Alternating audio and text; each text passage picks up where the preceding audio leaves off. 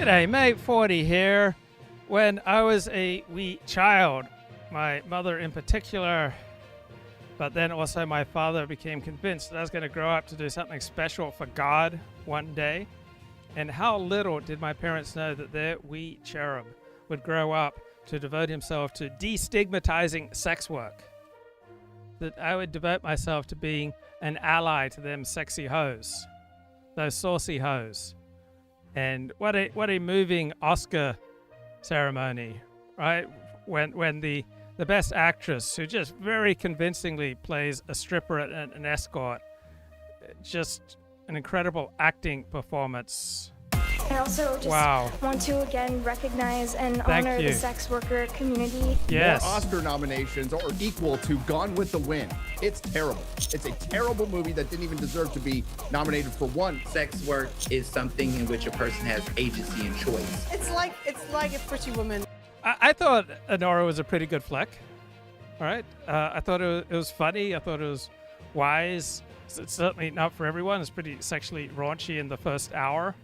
It doesn't bother me that Anora won for Best Picture, but this whole destigmatizing sex work, right? Most people don't want their daughters to grow up to be hookers. It was sponsored by OnlyFans. Yeah. It was. Yeah. You ruin it like this, it just becomes embarrassing. Where was Shirley Bassey? Bring her out, you know? Well, last year, thanks to Barbie and Oppenheimer, the Oscars were labelled the year of the blockbuster. This year's theme might be apparently massive movies most of us haven't seen. Nominations were led by The Brutalist, A Substance, Emilia Perez, A Real Pain, Anora, and A Complete Unknown. Well, most of them were completely unknown, not just to me, but to most people, I would imagine. As a result, some are calling it the most niche and indeed, in the end, the dullest Oscar ceremony there's ever been. Where's Will Smith when you need him? So has Hollywood given up on crowd-pleasing, or is it our fault for not being culturally sophisticated enough? Here to give us their verdict on Hollywood's big night, author and movie critic Will Jordan. Okay, let's go to Commentary Magazine, John Podhoretz. As people know, I've been a movie critic for more than 40 years. I write movie criticism for the Washington Free Beacon intermittently now. And my favorite movie of 2024, Anora, did win 5 Oscars, including a 4, first time in history for its writer, director, editor, producer, Sean Baker. So creatively, I am perfectly satisfied. I want to talk about 2 political moments. One, of course, being the awarding of the Best Documentary Feature to a movie called No Other Land, made by 2 Israeli Jews and 2 West Bank Palestinians. And of course, they took the stage to say Israel must not do any more ethnic cleansing, and I'm doing this for my daughter so she shouldn't have to live under the horrible circumstances of the monstrous life that I'm living that has led me at the age of 32 to win an Oscar and stand on the stage in LA being garlanded by the entire world. That's how horrible life is for Palestinians on the West Bank who can find themselves on the Oscar stage. Oh boy, how terrible for them. Gee. And then I want to finish up with Adrien Brody, who won an Oscar for The Brutalist. This is Adrien Brody's 2nd Academy Award. For both Academy Awards, he plays a European caught in the Holocaust. In The Pianist, for which he won his first 22 years ago, it's a true story of a man trapped in the Warsaw Ghetto who managed to stay in his apartment for 2 years, never leaving his apartment. Vladislav Spil. I didn't get the point of The Pianist. The main character didn't change. So, yeah, he may have stayed in his apartment for 2 years, but he didn't change. He didn't develop. So, what was the point of The Pianist? The Pianist. And for The Brutalist, he plays a survivor of Buchenwald who ends up in the United States as an architect. Okay, 2 Jewish Holocaust-involved survivors. And so he is on stage, and after talking about how, him, himself, and what about him, and he, and his career, and careers, and we need life and love in the heart, and everybody in the world is going, get off stage already. He finally said, I dedicate this award to sort of like against anti-Semitism. And then instantly he said, I don't like racism, and I don't like othering. So I just want to, they both took time to pay tribute to the sex worker industry and to sex workers, because Anora, the title character of the movie, is a pole dancing stripper who does exchange sexual favors for money, though she's not explicitly a prostitute. Christine, not that I want to turn to you because you're a woman, but you are a social commentary columnist. I get the prostitute questions on the podcast. I said to my wife, like, I don't like this mainstreaming of sex. This has been a thing now for 20 years on the left. And I mean, I know I have a friend who is an academic who's done legal work, who's written legal things about sex workers. And the term sex worker itself is, of course, an effort to demoralize or to remove from moral condemnation the job of actually selling your body for money and selling your, whatever. So what do you make of this? And like, how bad is that morally, spiritually for the country and the world? Well, I think it is bad. I mean, the only response to someone who wants to talk about sex work as a legitimate form of employment for women is to ask them if they would want their daughter to be one. And you'll get an immediate and visceral and moral response. But I do think it reflects where we are as a culture. OnlyFans has made sex work mainstream, and it's made it, I mean, it's turned it into like a version of Uber for people. It's most people don't make money on OnlyFans, but the ones who do make a lot, young women are flocking to it to try to, as their side. So I used to be much more libertarian in these matters prior to writing a book on the sex industry. And the more time I spent around the sex industry, the more skeptical I became of the libertarian approach. It just became obvious to me after a year or so of researching the sex industry that the number one excuse that people had for working in the sex industry was it's moral because it's legal. That your average Joe connotes that which is legal is that which is moral. And if we completely decriminalize prostitution and we remove stigma from sex work, then more and more people are going to engage in it, particularly when people are young and hot, young women, all right, they're feeling their erotic power. And the thing that jumped out at me about people in the sex industry is they tended to lack ties. So if you're close to your parents, if you're close to anyone, right, you're highly unlikely to go into the sex industry because you don't want to bring them shame. So it's usually people are discombobulated, don't have strong ties, and then they fill up their need for love by getting attention. And you can get a lot of attention if you're young and hot and female and you work in the sex industry. But people, the prefrontal cortex doesn't properly develop until people are 25. And so I believe that the community and the state and the tribe and the nation and the family and the extended family and the people, that they need to try to act as a seatbelt against terrible decisions by individuals, that we need more safety nets in society. We need more of a sense of the collective, because individuals just going off on their own will frequently make just the worst decisions. And so if you love your dad, you're not going to engage in sex work. But if you're close to your uncle, or you're close to a teacher, or you're close to a boss, or you're close to your Korean American community, or your stamp collecting community, you're highly unlikely to engage in sex work. And so it's not enough to just allow individuals freedom. All right, society has an interest in what you choose to do with that freedom. So that's why I'm not a libertarian. I am for some sort of stabilizing norms and even laws. And I don't know exactly where to draw the line, but there has to be some line. Because if you don't draw a line, then pornographers and sex workers will just take things to the max. So pornographers these days say, oh, what we're doing is upstanding, it's moral, it's legal, because we don't work with kids. But prior to 1977, you could easily get kiddie porn at sex shops all across the country. It's only when Congress passed massive legislation against child pornography in 1977 that the major porn distributors stopped dealing in sex porn. It used to be you could go to live sex shows in Los Angeles in the early to mid 1970s and in San Francisco Bay Area. And do you really want live sex shows going on at clubs around you? So there has to be some kind of barrier. So when I was around the industry, they'd often talk about Euro versions of scenes, which would contain water sports and other things that you couldn't sell in the United States. And I don't know where exactly you draw the line, and I don't have a big argument about where you should draw the line, but there should be some lines drawn. People should not be exposed to pornography online unless they actively seek it out. And I would be all in favor of people having to register with their ISP and saying, I'm an 18-year-old and I'm over 18 and I want access to pornography. Otherwise, the normal person should not be exposed to pornography. It should not come up on X. It should not come up anywhere. You should have to take some extraordinary measures, right? And it just doesn't flow to you by default. So because I have such a skeptical view of human nature, I believe that we need to build up bulwarks as families, extended families, as a people, as a community, as a nation state. We need to stand up and create bulwarks against the human tendency to go lower and lower and lower, right?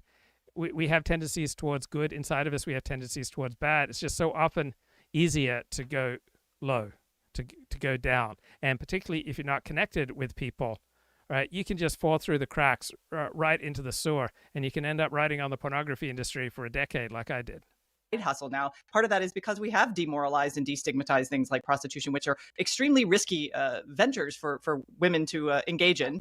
And I think that is too bad. But I wasn't surprised, actually. I think I've become a little jaded about it. But to see someone as intelligent and thoughtful an actress as Mikey Madison, she could have just said the first part of her remark, which was, thank you to the people in the industry who helped me understand what their job is like, and left it at that.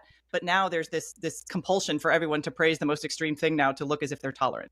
I mean, can I just say something? My problem with all the sex worker talk is that it's cleansing something. It's giving cover to something that is actually an awful, violent, not infrequently homicidal world for women who are preyed upon by... Okay, the main problem with sex work and with pornography is not the death.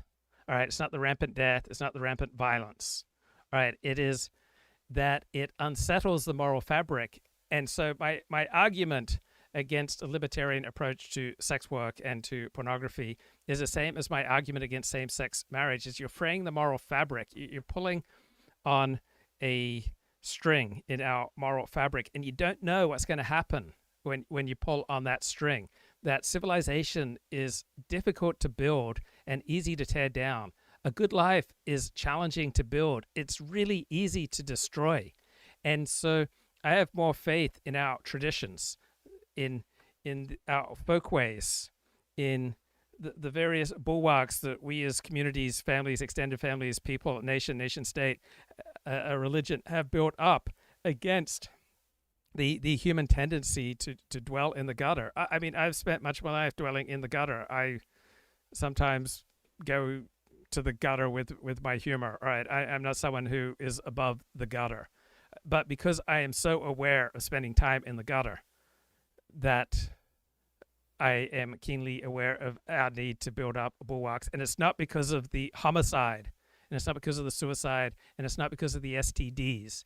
It's because my primary argument is my traditionalist, conservative fear that I don't know what happens when we unravel the moral fabric. And it's my same argument again in same-sex marriage. It's not that I can specifically point, this is the terrible result of same-sex marriage. It is that I don't know what's going to happen when you let the male genie out of the heterosexual bottle. All right, I want men to be strongly encouraged to keep their sexuality just for their wife, or certainly just for a woman that they're going to be married to. I want it controlled. I want it contained. I want bulwarks. I want dikes.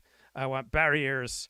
I want safety nets. I want these things to constrain our wild side. And it's not the murder that I'm most afraid of. It's the fraying of the moral fabric. And you say, oh, 40, that's so vague. What the hell are you talking about? You're right. I don't know what happens when you start pulling at these strings that uphold a fragile civilization. Male criminals. I mean, what on earth is empowering about giving cover to this? This is crazy. Well, these are the same people who would denounce Andrew Tate, too. That's the strange thing. There's a lot of contradiction in their moralizing and demoralizing. Right. Anora itself, as a piece of art, is a movie that is very unsentimental about its title character and her sex work. She is a greedy, grasping, transactional, cold person who the movie sets up as a kind of weird moment where she has a Cinderella moment where she's going to get out of this scot-free. So I am all on board once again with the Commentary Magazine analysis, and I really don't want to be all on board with the Commentary crew, but they're right here. That's the setup. Is a guy comes along who decides he's rich, he's crazy in love with her, and he's going to take her away from all this. It's like Pretty Woman, right? And then it isn't like Pretty Woman, and I don't want to talk about what happens in Anora because it's so fantastic. You really should see it. The second hour of Anora is the best American comedy made in the last 20 years. So I've only once lived with a woman for 3 months, right? And her favorite movie was Pretty Woman. I am amazed at how many women just love that film. And she would dress up into lingerie to see this film. And I was assured of sex afterwards if we watched Pretty Woman. I don't understand why. It's the fantasy of a man coming in and protecting you, providing for you, and taking you away from your mundane and disappointing life. And so it must be seen to be believed, so I don't want to talk about it. But the movie does not treat Anora, the sex worker, as the hooker with a heart of gold, like Julia Roberts in Pretty, who won't kiss, right? Julia Roberts won't kiss her Johns because that's the thing that she keeps for herself in the course of her terrible existence, right? But Anora is a highly flawed, deeply flawed person for whom we nonetheless come to feel compassion because she got this glimpse of escape from the life that she was trapped in, and then basically has the rug pulled out from under her. So as a piece of popular art, it does not serve as a calling card or a message about how sex work is just another form of work in America. She is diseased by what she does. Her soul is curdled to some extent, either by what she does or the fact that her soul is somewhat curdled is the reason she can do what she does. But then there's this PR campaign on behalf of sex work on the stage of the Academy Awards. Well, it's a major part of the Los Angeles economy. So, I mean, I think that, and many of the people in the audience last night probably partake of it. So, but you know what's interesting is that at the same time that more and more people began producing of their own volition, a lot of amateur porn and going on OnlyFans and, this kind of professionalization of and transactional approach to sex was when suddenly we see this discussion of sex workers. It's like, oh, well, there's professionals here and it's an industry and we need to protect them. It's like, actually, everybody's Okay. Have you heard about the Voyage of the Damned? Right. This story has achieved mythological status. And once I tell you about it, you'll say, oh, yeah, I've heard of this. All right, this is from the Wikipedia entry. So in 1939, in June 1939, this ship, the St. Louis, carried more than 900 Jewish refugees from Nazi Germany, intending to escape Europe. And the refugees first tried to disembark in Cuba, but were denied permission to land. Then the ship went to the United States and Canada. They tried to find a nation to take the Jews in, but those nations refused. So finally, the ship returns to Europe. And various countries such as the United Kingdom, Belgium, Netherlands, and France accept some refugees. Many are later caught up in Nazi roundups, and so approximately a quarter of them end up dying in death camps during the Holocaust. So this story has achieved mythological status, and I want to deconstruct this story a little bit. So let's get beyond the In mythology. 1939, Captain Gustav Schroeder attempted to save just over 900 Jewish refugees from the horrors of Nazi Germany. Since 1933, the Nazis had been establishing a vast network of concentration camps and ghettos, setting the stage for the deadliest genocide in history. Just under, "Keep ancient lands your storied pomp," cries she with silent lips. Require written authorized states in much the same mood as Cuba. The Great Depression had left millions out of work and fearful of competition with refugees or immigrants.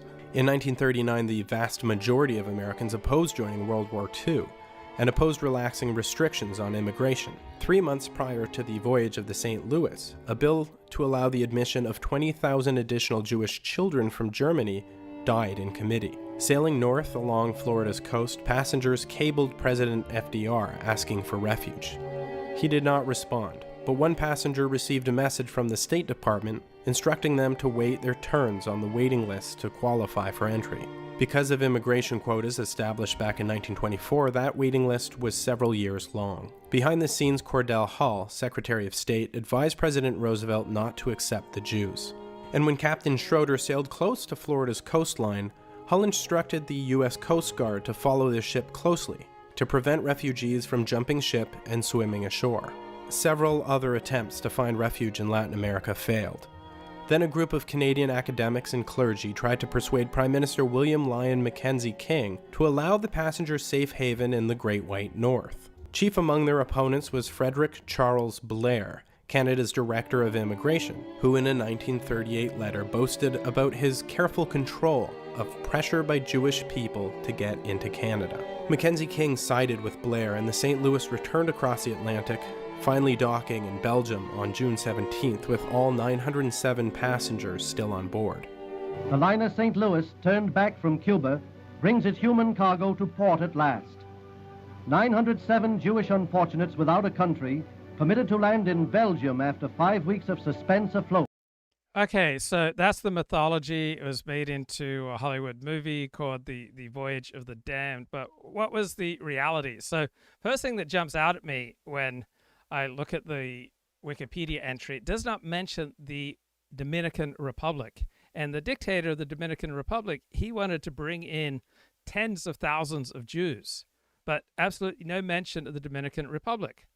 Now, I asked Google AI. St. Louis did not go to the Dominican Republic, says Google, because despite initial discussions, the Dominican Republic ultimately refused to accept the Jewish refugees on board, meaning they did not have the necessary permission to land there. And that's what all the AI programs tell me, but not exactly true. I asked Grok, so that's the AI program on X. Did any country offer haven to Jews in the German liner, the MS St. Louis? And again, the answer does not mention the Dominican Republic. So yes, several countries eventually offered haven to the Jewish refugees, but the haven was all from these European countries that understood that these refugees would soon go to the United States. And so I follow up with Grok. Did the German liner, the MS St. Louis, stop in the Dominican Republic, and were Jews allowed there? And I'm told no, it did not become a destination. So the Dominican Republic was the only nation out of 32 participants in this July 1938 conference, the Avian Conference. All right, the Dominican Republic agreed to accept up to 100,000 Jews.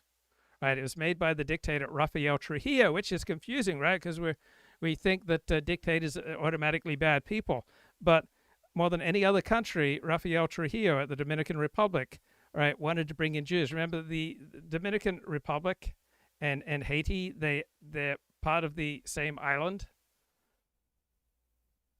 but the Dominican Republic is much more prosperous, and Haiti is much more of a hellhole. So Haiti versus Dominican Republic. I'm sure there's some good videos that talk about the difference, how they became two worlds. Let's compare them. Why is Haiti so dangerous and the Dominican Republic thriving? Well, maybe the reason is because the Dominican Republic is so racist. Did you know that almost nobody in the Dominican Republic wants to identify as black? They will pretty much all dismiss the idea that they are black. I find that curious. Why is Haiti so dangerous and the Dominican Republic is thriving? And doggone it, my YouTube videos are really slow to run. Lucky country in recent decades. But while some luck is involved, the current state of Haiti can be tracked back to the long, incredibly sad history of how the country got its start. But what's perhaps more remarkable in all of this is that Haiti shares its island with the Dominican Republic, an otherwise pretty safe, wealthy, and stable country. Here's why Haiti is in such a bad state, and the Dominican Republic is actually pretty good. Welcome to Geography by Jeff. Today we're off to the Caribbean to look at the island of Hispaniola, the home of Haiti and the Dominican Republic. While the two countries share a relatively small island, their current situations could not be more different. History. You see, the island of Hispaniola was first landed on by Christopher Columbus in 1492. In fact, Columbus would actually set foot on what is... So super complicated reasons for why Dominican Republic apparently is thriving, but Haiti is so dangerous. Okay, so Trujillo set up this huge agricultural colony at Sosua, which is now a haven for the sex trade, God forbid. So there's a happy ending to this brutal story. And it's not the Jews who created the sex trade in Sosua. Okay, that was started by non-Jews in the 1980s, but supposedly it's a paradise for men. And you look at the video and you can see why this is such a paradise for men. It's a low-rate sexscape, according to one book I read. Okay, so fewer than 500 Jews ultimately settled in the Dominican Republic, Sosua. And why so few? Main reason was that the Roosevelt administration was afraid of spies. And so they made it really difficult to obtain visas.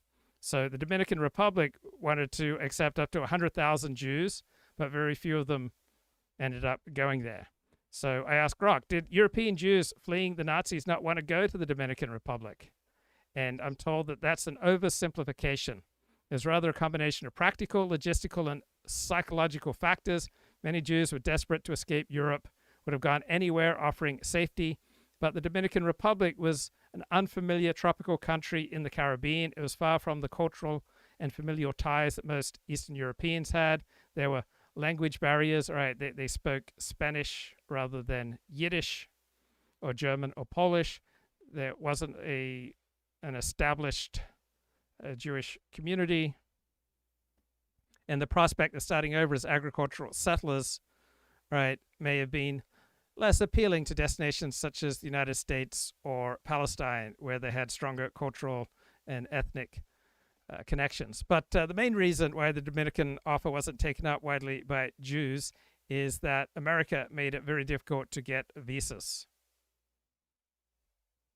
Now, why did the dictator Trujillo want Jews, right? Because he wanted to whiten the Dominican Republic, and he wanted to improve his international image after massacring 15,000 of illegal Haitian immigrants. For some reason, he didn't want Haitians in his country. He didn't want that enormous capital, human capital that was offered by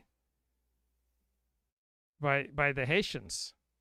Like, why would you not want to tap some of that enormous? And the Dominican Republic capital is on the eastern side, and separating the two is a series of mountain ranges that effectively split the country in half geographically. On the eastern Dominican side, storms blow in from the east, bringing rain and precipitation to create lush and verdant tropical. Yeah, it's them mountains and them storms. That's the reason why Haiti has astronomical rates of crime, why Haiti repeatedly massacred every white person who was there, and then has developed into a total hellhole, while the Dominican Republic is a pretty decent place to live. So apparently a lot of Latin American nations and their leaders wanted to substantially whiten their population. But that was just because they were inheriting colonial racist attitudes. I've done my academic research on this. So I asked Google AI, why didn't more Jews fleeing the Nazis go to the Dominican Republic? Google says only a small number made it there due to strict immigration quotas from America, geographic distance, difficulty obtaining visas, and that most Jews sought refuge in countries like the United States.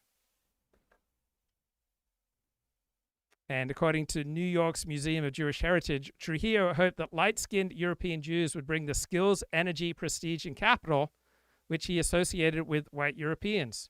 He hoped that the Jews would intermingle with local Dominican women and make babies with them. So he wanted a much higher percentage of young men than young women. And so he wanted to whiten the skin tones of the Dominican population. So the Dominican Republic was the only sovereign country willing to accept mass Jewish immigration immediately prior and during World War II, the only alternative being the Shanghai International Settlement.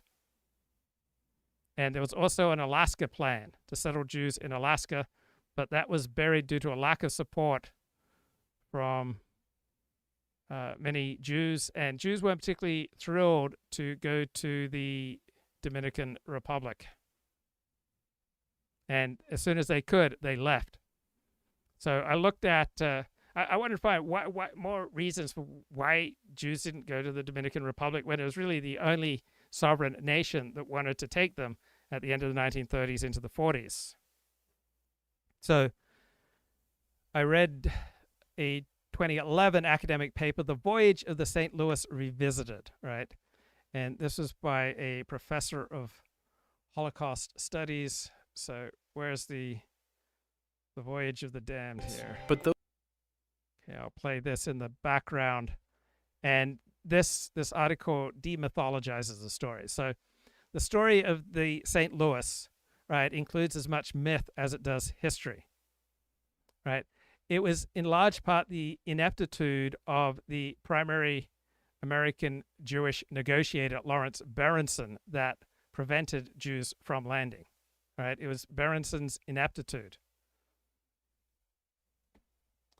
So of the 620 passengers who returned to continental Europe, 365 survived the war. Now, those traveling on this ship, the St. Louis, they were not refugees during their voyage to Cuba, but they became so during the return trip, all right? They had visas to Cuba, but as Jews poured into Cuba to escape Europe, there was rising anti-Jewish feeling in Cuba. So Jews initially obtained visas to go to Cuba on a tourist visa, $160 each. So 80% of the passengers, right, had this tourist visa, but they weren't tourists. They were intending ultimately to immigrate to the United States, but the United States had quotas up. So there were conflicts in the Cuban power structure, and people were trying to get as much money as possible. And so they said, hey, these are not tourists, these are immigrants, and they need to each post a $500 bond. And the Jewish guy who was negotiating for the Jews on the ship, he was not very clued in to what was really going on. And so it was his own ineptitude that was a large part of the reason that Jews didn't get off the boat in their intended destination of Cuba. So there was an unexpected rise in anti-Jewish attitudes in Cuba. And Berenson, right, the main guy, the American Jew who was negotiating things, he was repeatedly urged to take up this offer by the Dominican Republic to allow passengers to disembark in Santo Domingo in the Dominican Republic. And Berenson was reluctant to do that, right? He wasn't interested. And when he was pressed, what's your reason for your reluctance? He was quite vague.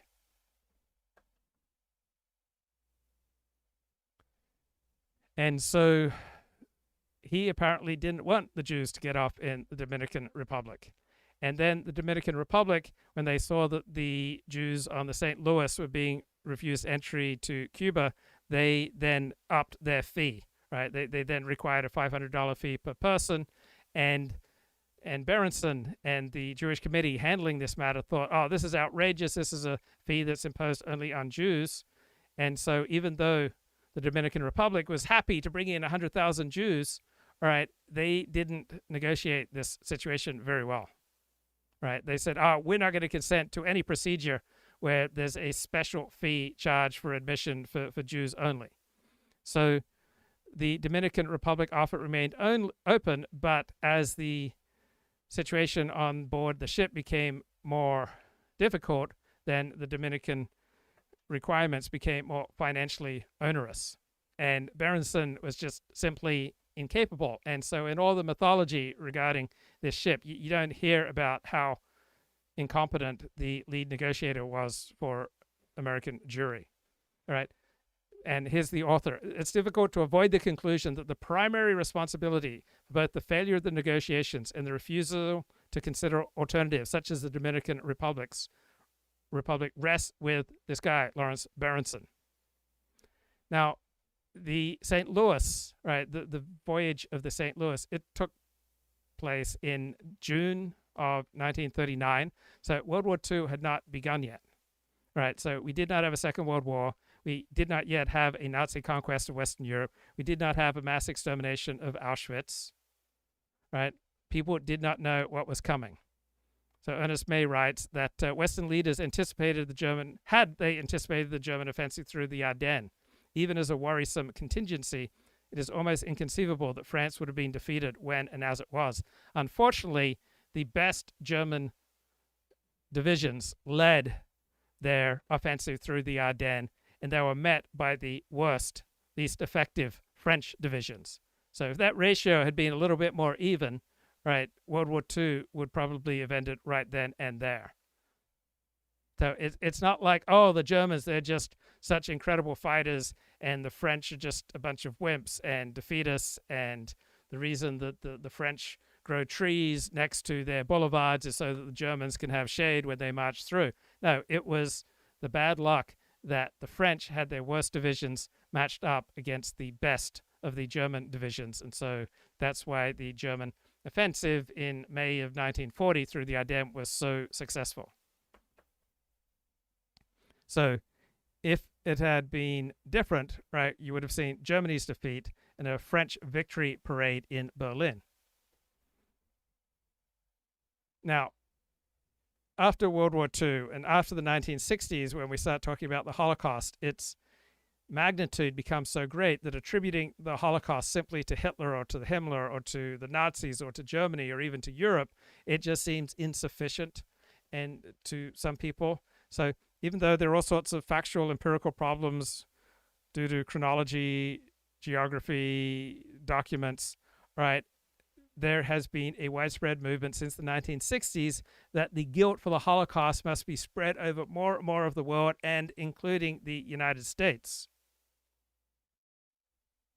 Right, and so the Voyage of the St. Louis is portrayed as some giant moral condemnation of the United States.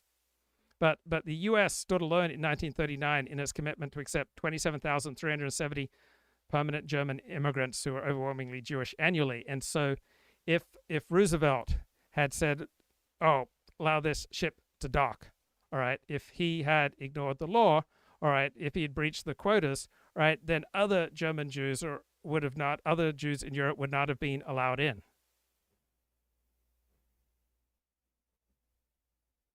So the popular perspective now is, oh, Roosevelt, he was just so unfeeling. But when you had this ship, the St. Louis, circling in the Straits of Florida, you had immigration committees of both houses of Congress in executive sessions engaged in a contentious hearing on a joint resolution aimed at relaxing temporarily the country's immigration quota to allow in 20,000 German refugee children. But immigration was an incredibly polarizing issue in the late 1930s because there was enormous unemployment. Why would the United States want to bring in immigrants when there's enormous unemployment? So Americans feared losing their jobs. They feared not finding their jobs. So it makes sense that Americans were overwhelmingly opposed to any government resolution allowing more immigrants into the country. More immigrants reduces the power of labor and the wages of labor. So advocates for the St. Louis or for refugee children just so sure that they have the moral high ground, just like supporters of Ukraine, just so doggone sure that they have the moral high ground that they ignore the fact that a majority of the country is probably not with them. So you had a political environment that completely precluded Roosevelt taking unilateral action with regard to the St. Louis. You had a political environment precluding congressional support for landing the St. Louis passengers in the United States, right? Roosevelt knew that if he let the passengers of the St. Louis into America, others who had already been told that they could come, they would then be shut out. So plenty of other Jews would have been trapped in Europe. Right, the president at the time had considerable opposition, and his opposition might well have eagerly unified in an anti-Roosevelt campaign, and the president might well have lost the 1940 election if he had allowed the St. Louis to dock in the United States. So in the end, only about 500 Jews found refuge in the Dominican Republic, even though the dictator of the Dominican Republic, right, he was down with 100,000 Jews. Now, he set up an agricultural settlement in Sosa for these refugees, but many of them didn't want to work in agriculture, right? Many of them looked down on manual labor, right? Many of them just didn't like the Dominican Republic compared to what they'd seen of Palestine or the United States. And so labor Zionist Marie Serkin visited Susa in 1941, and she wrote, "Be foolish to expect a Jewish refugee from a concentration camp to burst into a horror when he spots the shores of Puerto Plata or Susa. We know that when Hitler is defeated, the world resumes immigration to Palestine will proceed with even greater impetus."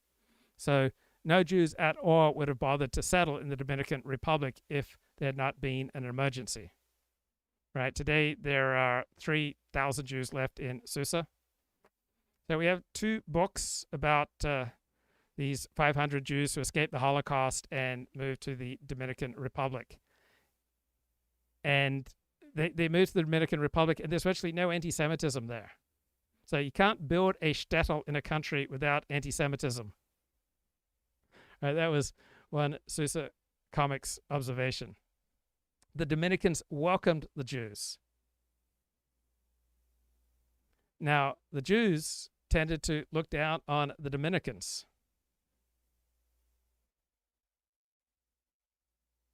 So it's interesting that it was racial thinking that convinced the dictator of the Dominican Republic to want to bring Jews to his country, right? He wanted to whiten his country, right? So from one perspective, right, 6 million white people died in the Holocaust. So in one perspective, racial thinking is behind the Holocaust. In another perspective, racial thinking is behind escaping the Holocaust. Right, to this dictator, Jews were the right kind of people to repopulate his nation. So he held on to, believe it or not, anti-Jewish tropes, guys. He thought the Jews were hardworking. He thought the Jews were good at making money, and he thought that they had high cultural standards.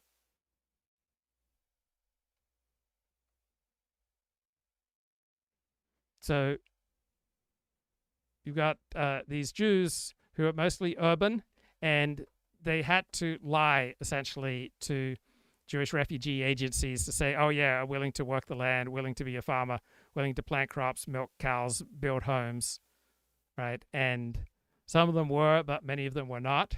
They were supposed to do all their own work, but many of them ended up hiring native labor. And it was the U.S. government that was largely responsible for impeding Jewish immigration into the Dominican Republic, right? It had initially favored the project as a means of rescuing Jews while keeping them outside the United States. Then the Roosevelt administration quickly turned against the effort because it was believed that Nazi spies would infiltrate the refugees. Now, no Nazi spies were ever found in Susa. So Rafael Trujillo is the dictator of the Dominican Republic. He wanted to deflect attention from his slaughter of 15,000 Haitian illegal immigrants. He wanted to erect barriers against Haitian immigration by populating the western section of the country, and he wanted to whiten the nation. Many Latin American nations at this time wanted to whiten their nation, and he wanted young Jewish male immigrants, not so many females, so that the Jewish men would intermarry with the locals and whiten the country.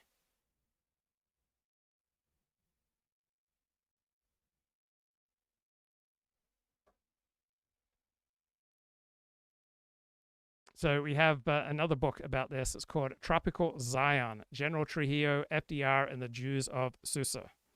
And so 2 of the Jews who are running this operation, one writes a letter to the other. There's an unfriendly attitude towards the settlement project in certain high American government quarters based on the fear that German immigrants will be traitors. And there's the same fear from Dominican army circles that German spies will be brought in.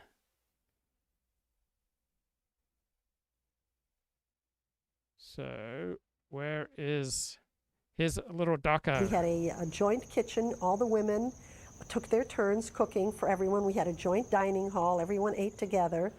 The houses did not have individual kitchens. It was really a communal living. Very often we had no water. There were earthquakes. With all this, we were glad to be alive. And Betsasua life and industry had been speeding on with all the enthusiasm and ardor that typify a people charting a new beginning. Hundreds of virgin acres were cleared in the first months. The settlers were picked for health and fitness, and the sturdy pioneers were not found wanting. They worked very, very hard in that unbelievable heat. And you got to understand that these people were either merchants, intellectuals, or in business. None of them were agriculture. I've never stuck anything into the ground that came out again. It was a completely new experience. We tried everything. We tried bananas, which flourished. Los dominicanos eran que ordeñaban y se ocupaban del arreglo de los animales. Cada colono tenía un grupo de dominicanos empleados también. So I learned how to work on a pig farm. I learned. So yeah, the main moneymaker for a while on this Jewish agricultural settlement in the Dominican Republic was raising and slaughtering pigs. How to make butter and cheese. I learned agriculture. I had to clear pasture to live. And I had intention to go eventually on my own farm. But through the months of work and play, the Sosua settler strives toward one goal, his own homestead. At the end of the concentrated training period, it is the hope of each worker to claim his own property. The Joint Distribution Committee made that everybody who learned something about agriculture will get 40 hectares land and 10 cows. When he was married, he got 1 cow more for the wife, and for each child, 1 more cow. My father decided that that was no life for him to be on a farm. Somehow or other, he could not adjust to that kind of life. There were some people who were not on the farm. There were teachers and doctors, hairdresser. One worked there in a supermarket. One time a chemist from Czechoslovakia was there, so he came to me and said, Ernie, could you build this? Okay, bring it on home, Luke 4 says the chat. Can you make a cogent point about how this affects your day-to-day existence in sunny LA? Yes, it is the difference between mythology and reality, the importance of the situation. Right, some of my familiar themes. So it was supposed to be an agricultural settlement, but many of these Jewish refugees, they were not interested in doing manual labor. Right? Most Ashkenazi Jewish men have primarily worked in white-collar occupations since the 14th or 15th century. Right? And so there's often this rhetoric, oh, Jews are not in agriculture or not in manual labor because they were prevented from owning land because of anti-Semitic laws. But smart Ashkenazi Jews are not generally going to want to work in manual labor. So it's supposed to be an agricultural colony, but it became a refugee camp in large part because people didn't want to live there, and they were just hanging out there until they could get to the United States.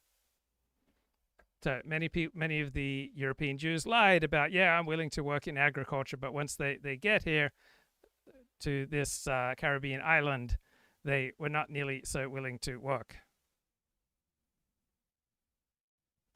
They bring in the Brookings Institute, all right, that venerable Democratic Party left-wing NGO, non-governmental organization, to do a report on this settlement.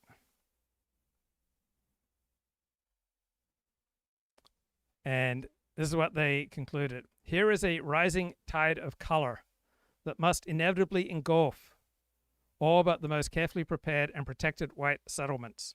In many of the communities, Negroidation of the whites is complete, and with but few exceptions, miscegenation absorption is gradually coloring such white groups as still remain in the Caribbean area. So they bring in this left-wing Democratic Party NGO, and its main concern is that there will be race mixing. So when the Dominican authorities read this report, they're livid because their motivation for admitting Jews was precisely to whiten the population, not to segregate it.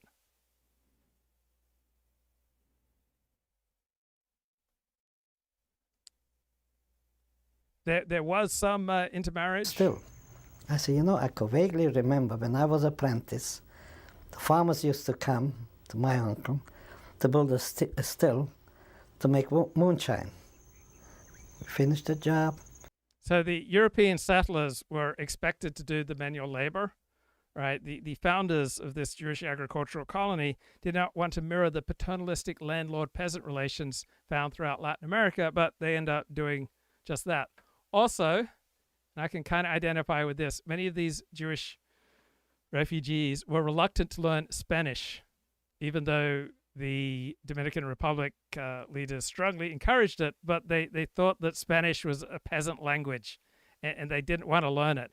And I had 3 years of Spanish in school, but most experiences with Spanish speakers in some individuals' lives are not the most exhilarating, and so many people are just too darn racist to learn Spanish, including many of these Jewish European settlers, right?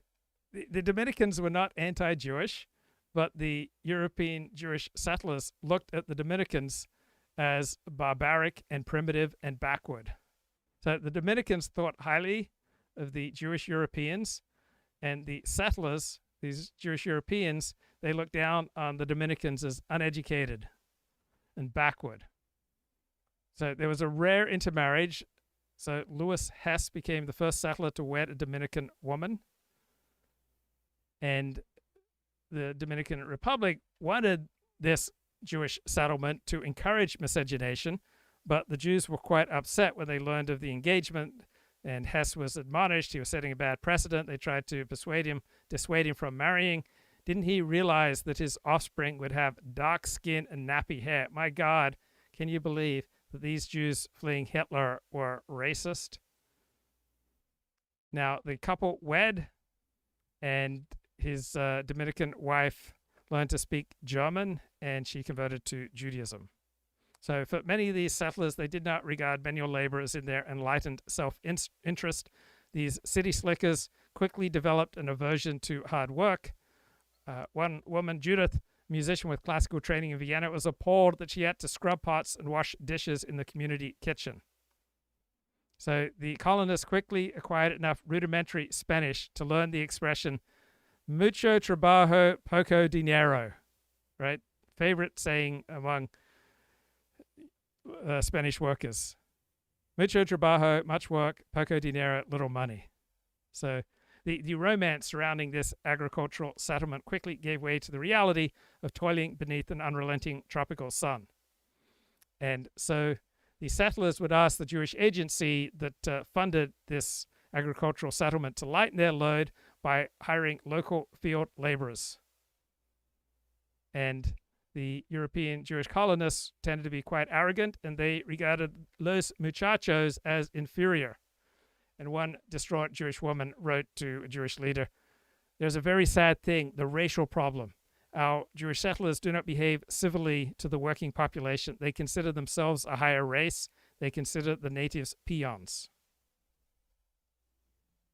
The Zionists did not like this because they wanted all the Jews to settle in Palestine.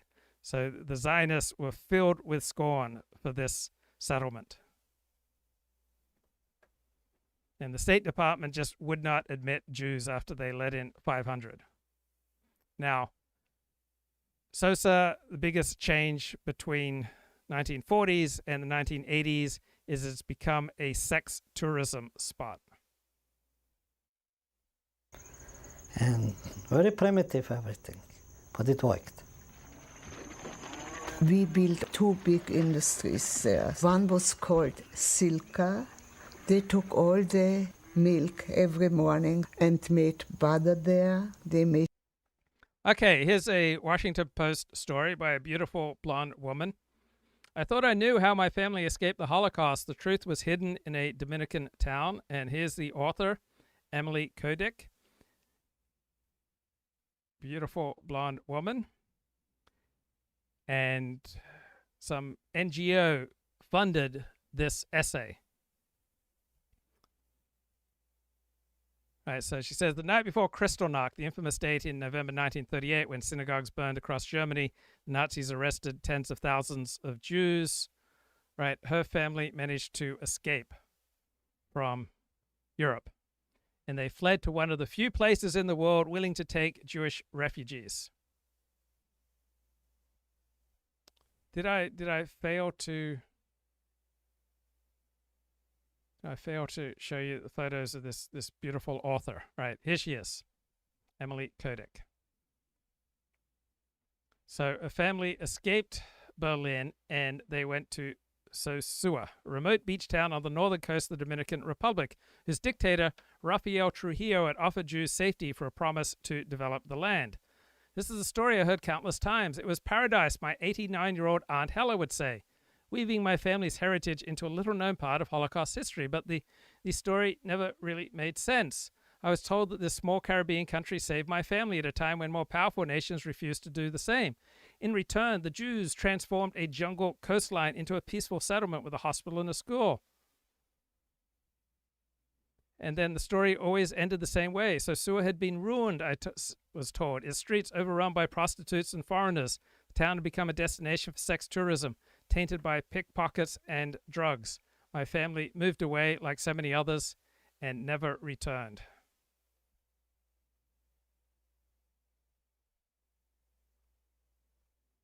So she ends up going to this town. My father warned me to stay away. He said the beach had become a site for prostitution and crime. Tourists can find here any sex they might want. Straight, gay, sex with trans people, even sex with minors. Prostitution's long been a part of Dominican culture, but nowhere does it feel more entrenched than in Sosua. The industry exists in the graves of life, largely unregulated, widely known but rarely seen. Sex trade took off there in the 1980s and 1990s after an airport opened and foreign tourists flooded the town. So Dominican women facing low-paying job prospects head to Sosua, hoping to find profitable sex work and maybe even land a husband. So prostitution increases, more and more sex tourists arrive, and you can find dozens of prostitutes just lining the sidewalk in front of busy open-air restaurants and bars filled with foreign men. So Sosua is supposedly a paradise for men.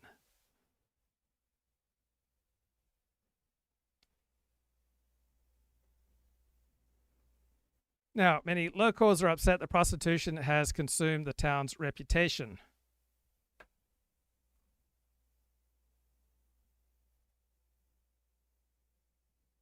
All right, and she goes and does some investigating, and she talks to someone who's an executive in a successful dairy and meat cooperative founded by Sosua's Jews.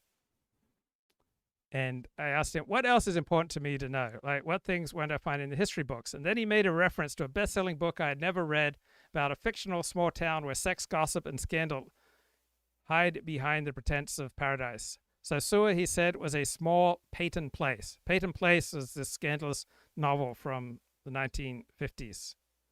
I didn't understand. What did a racy novel have to do with my family's past? So she digs in. She does some investigating.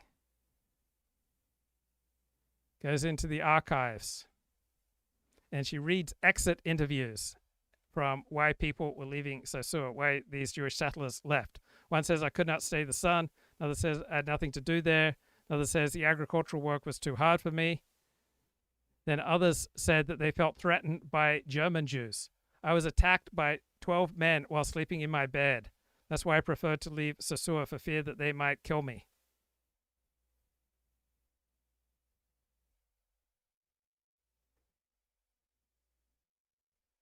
So the early Jewish settlers felt dispirited and pessimistic from the start. They came to Sosua unprepared, unexperienced, unselected, in an undeveloped area. And they were instructed to get into farming, but they end up finding success in a dairy and meat operation that sells pork.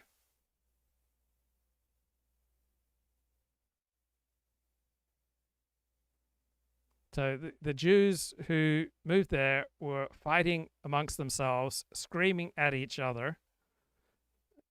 Just the community just racked by divisions. One refugee listened to a German radio broadcast, and another became enraged by the propaganda and ripped the radio out of its socket and smashed it. One main reason Sosua fell apart as a Jewish agricultural settlement, it was not the backbreaking agricultural work, right, or the desire to find a better life in the United States. There were just very few girls, Jewish girls. So there are 158 single men and only 38 single women, right? Trujillo sought out men because he wanted them to whiten his nation's people. Settlers had to ask for permission anytime they wanted to leave Sosua. The nearest major town was hours away, or by horseback, or hour by car. That made romance between the Dominicans and the Jews difficult. So these conditions helped spawn cases of adultery in the small community, constantly witnessed and whispered about. You never knew in the morning when you woke up which young man had slept with a married woman. And it wasn't only single men sleeping with married women. The settlers gossiped about both husbands and wives engaging in affairs. So there was sexual turpitude that resulted in cases of syphilis. So there are 2 books published about this Jewish haven. One's called Dominican Haven, the Jewish refugee settlement in Sosua. So in 1942, doctors warned men to stay away from bordellos and unknown women, and assuming their advice would be ignored, to use condoms. So the whorehouses were in a poor neighborhood on the south end of the beach. So the Jewish refugees were largely on the north end. And so if they wanted sex, they had to venture south.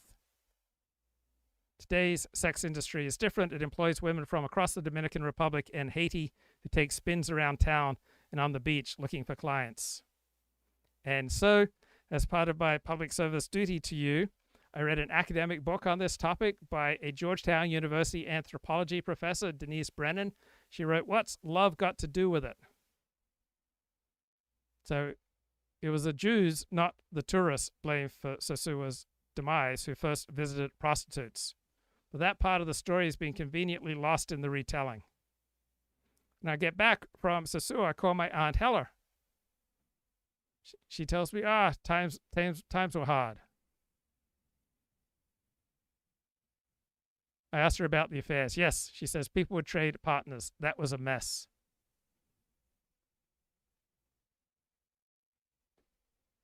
So this story was supported by a grant from the Pulitzer Center on Crisis Reporting. Now, as part of my due diligence, I read that book by Denise Brennan. What's Love Got to Do with It? Transnational Desires and Sex Tourism in the Dominican Republic. So Dominican sex workers tend to idealize foreign men, European men. Right? They dismiss European men's imperfections. They tend to describe them in idealized terms. And they tend to have contempt for local men. Right? They have very vivid descriptions of the failings of Dominican men, particularly their drinking and womanizing. So Sosua began as a safe haven for European Jews fleeing Nazi persecution. It's now a refuge for criminals on the run, for foreigners seeking a more privileged lifestyle. It's a good place to require, and for those valuing anonymity, it's a place to launder your money. It is a sexscape, right? That's the practice of sex work in the forces of a globalized economy. So the defining characteristics of a sexscape: 1, international travel from the developed to the developing world; 2, consumption of paid sex; 3, inequality.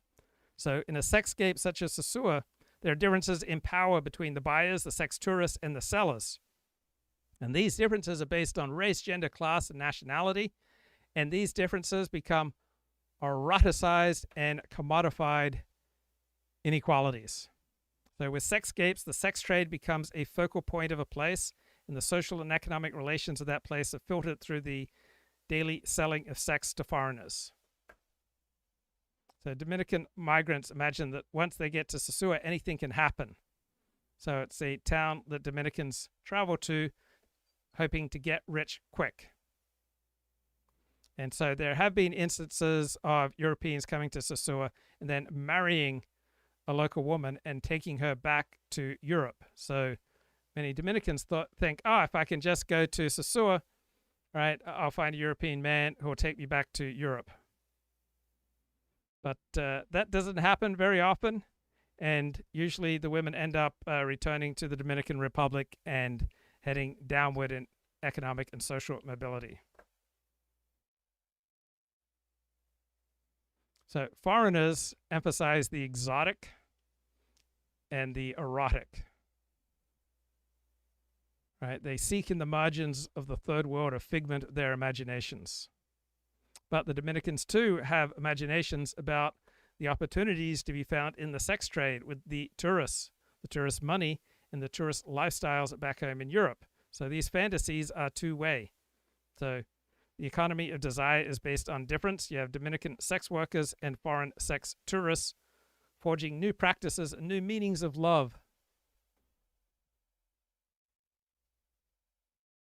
So the Sassuan sex workers, right, understand their trade as strategic performances, hoping for a visa. Now, apparently there aren't pimps, and in Sasua there is not the coercion of women into selling sex. So these sex workers have a good deal of control. They are not trafficked into this trade. They are drawn to it through their female social networks of family and friends who work in the scene. So European sex tourists see Dominican sex workers as exotic and erotic and pick local women as a commodity for their pleasure and control. Dominican sex workers see the European men as also exploitable. The men are dupes. They are walking visas who can help the women leave the island and leave poverty. Now, what usually ends up happening is that these hookers end up just getting by. They don't tend to improve their social status or their children's futures. So the Sassuan sex workers try to get the men to fall in love with them, and in the process, they must deliver the expected and agreed upon sexual goods.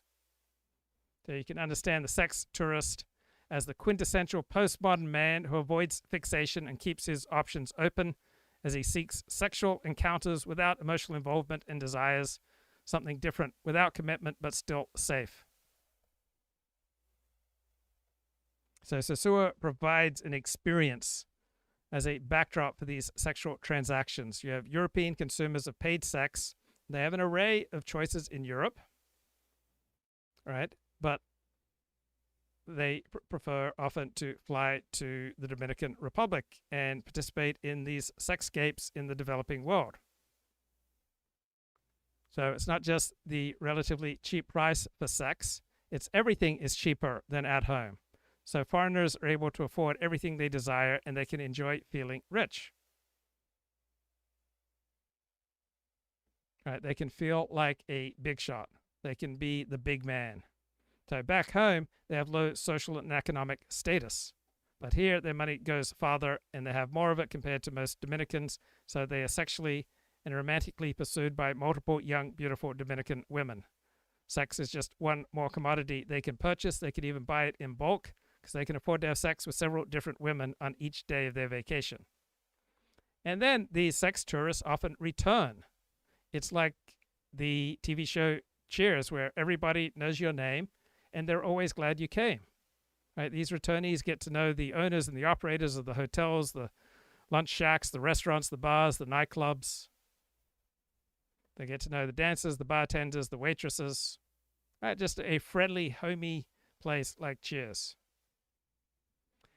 And the Sassuan sex workers, they don't see marriage to foreign men as ending other romantic and sexual relationships, right? They recognize that they can still share love and sex with other partners even once they marry a European man.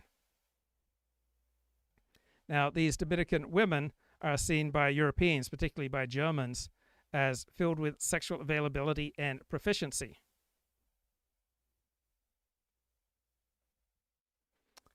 And the exoticism and eroticism, guys, I got bad news. It comes out of colonial racist discourse. So there are colonial racist dichotomies that run through colonial discourse. There's native instinct contrasted with white self-discipline, native lust contrasted with white civility, native sensuality contrasted with white morality.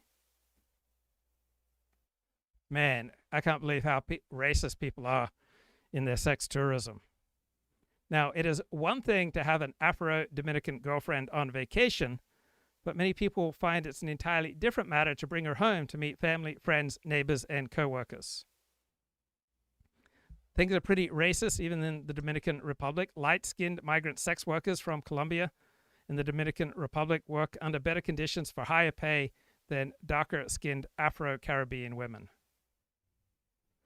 Few of the Afro-Dominican women I interviewed in Sosua's sex trade identified as black. They range in skin color, and they privilege their Spanish ancestry over their African ancestry, as well as a mythic Indian past. They describe themselves using a variety of terms, but not negra, not black.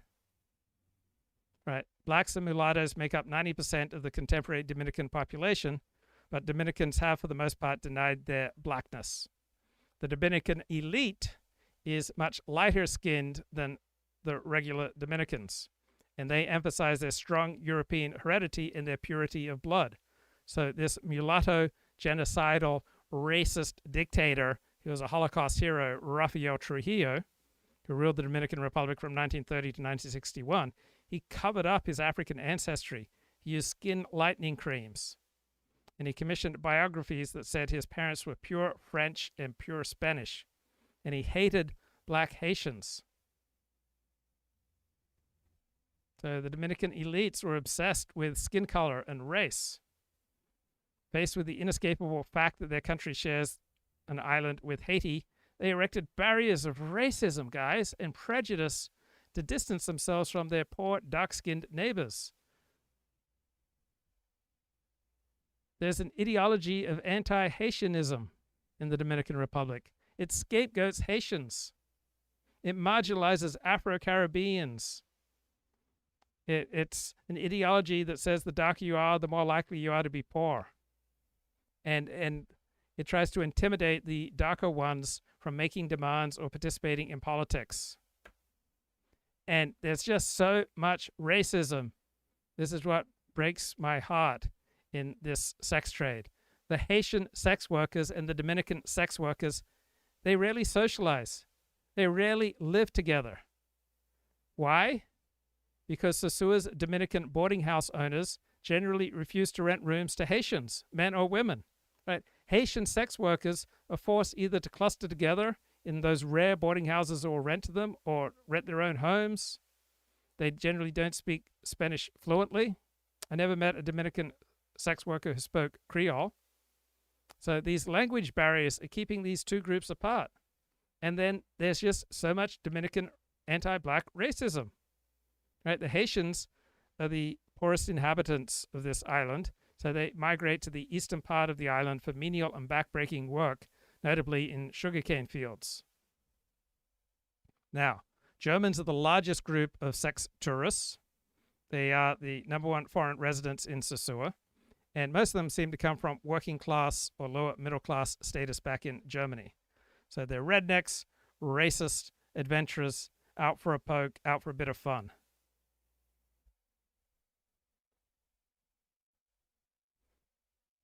These men are losers back home who couldn't make it in their home environment. And the author, who's an attractive blonde woman, found it uncomfortable to interview sex tourists, especially when they were drunk. And it was quite difficult to find foreign men in Sosua who were not drunk. But due to her diligence, right, she found some sex tourists that she got to know, and she became fond of some of them. Right? And she recognized that their kindness to their girlfriends and to their girlfriends' children and their embrace of Dominican sex culture means you can't dismiss all of Sosua's sex tourists as unfeeling cads, right? Don't stereotype. Not all sex tourists are unfeeling cads. And the Dominican sex workers, right, they're exploitative too. They're hoping to strike it rich off these sex tourists. But they often end up disillusioned, right? They think they can make money and meet a gringo, so they come to Sosua. They enter sex work because they want the money and the visa so fast. They come with big dreams, but then they find out it is all a lie. Now, there are often carnivals in Latin America, particularly Brazil, and the essence of the carnival is that you cannot tell male from female, rich from poor, black from white. So these differences that are ordinarily so crucial may not matter for the duration of the carnival. Right. During the carnival, everything is free, everything is possible. Problem is, carnivals do not last.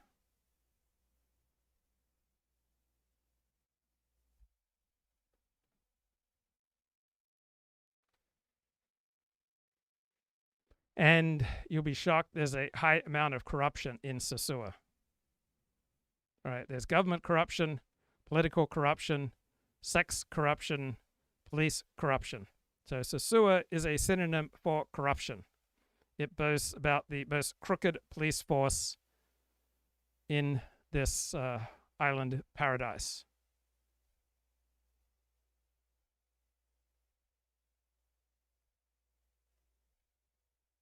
Culture is pretty widely pornified, and there's plenty of people who will do this just for the kicks, as we've seen with people who later then try to run for office and have to explain away their amateur porn videos. So it's in a strange sense, they are trying to professionalize something that now people will do for free. And so there's a strange tension there in terms of the market for this stuff. But it is, as the father of daughters, Seth is the father of daughters. Like, and by the way, porn doesn't just kind of like distort and do deep psychological harm to the girls and women who participate in it. It does deep psychological harm to the men, I think, in particular, who are its audience and its consumers. But in the case of like one as a parent or Americans as parents, this is yet another thing that one is now obliged to have conversations about because of the way people in the culture, it's like people, 25 years ago or whenever that was, people were like, why did Bill Clinton do this to me? I don't want to talk about what I don't want my 7-year-old to say, what did Bill Clinton do with Monica Lewinsky? What's on Monica Lewinsky's dress? Why do I have to have this conversation? You made me do that. And some of that blame attached to Clinton and some of it attached to Kenneth Starr. It was like, why are you even looking into this? It's none of our business. And now you've written this report that everybody has to talk about their children with. Like, thanks a lot. I believe that Russia wants to make a deal. I believe certainly the people of Ukraine want to make a deal. If somebody doesn't want to make a deal, I think that person won't be around very long. Deal or no deal? I think it takes two to tango. We should go after waste, fraud, and abuse in every agency of government. There's no argument about that. Big Balls goes to the Pentagon, and the left riots. Nobody voted for Elon Musk. We have someone that is occupying the White House, and as far as I'm concerned, he is an enemy to the United States. Haters gonna hate. Democrats in search of their own Trump. What is important to them? Authenticity, balls, and charisma. Plus, who are you? Father Evil, and I live under your bed.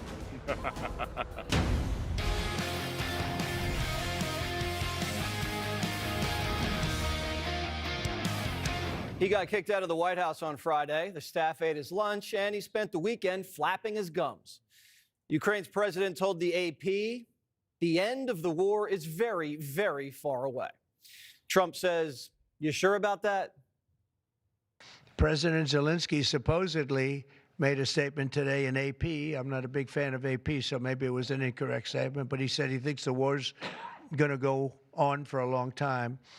And he better not be right about that. That's all I'm saying. A senior White House official tells Fox everything is on the table.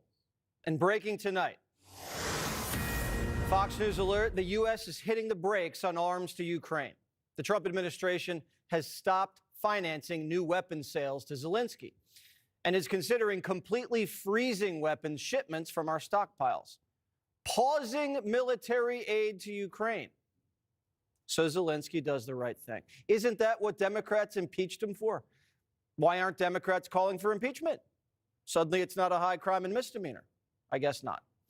This move will certainly bring Zelensky back to the bargaining table. He should be more appreciative because this country has stuck with them through thick and thin. We've given them much more than Europe, and Europe should have given more than us because, as you know, that's right there. That's the border.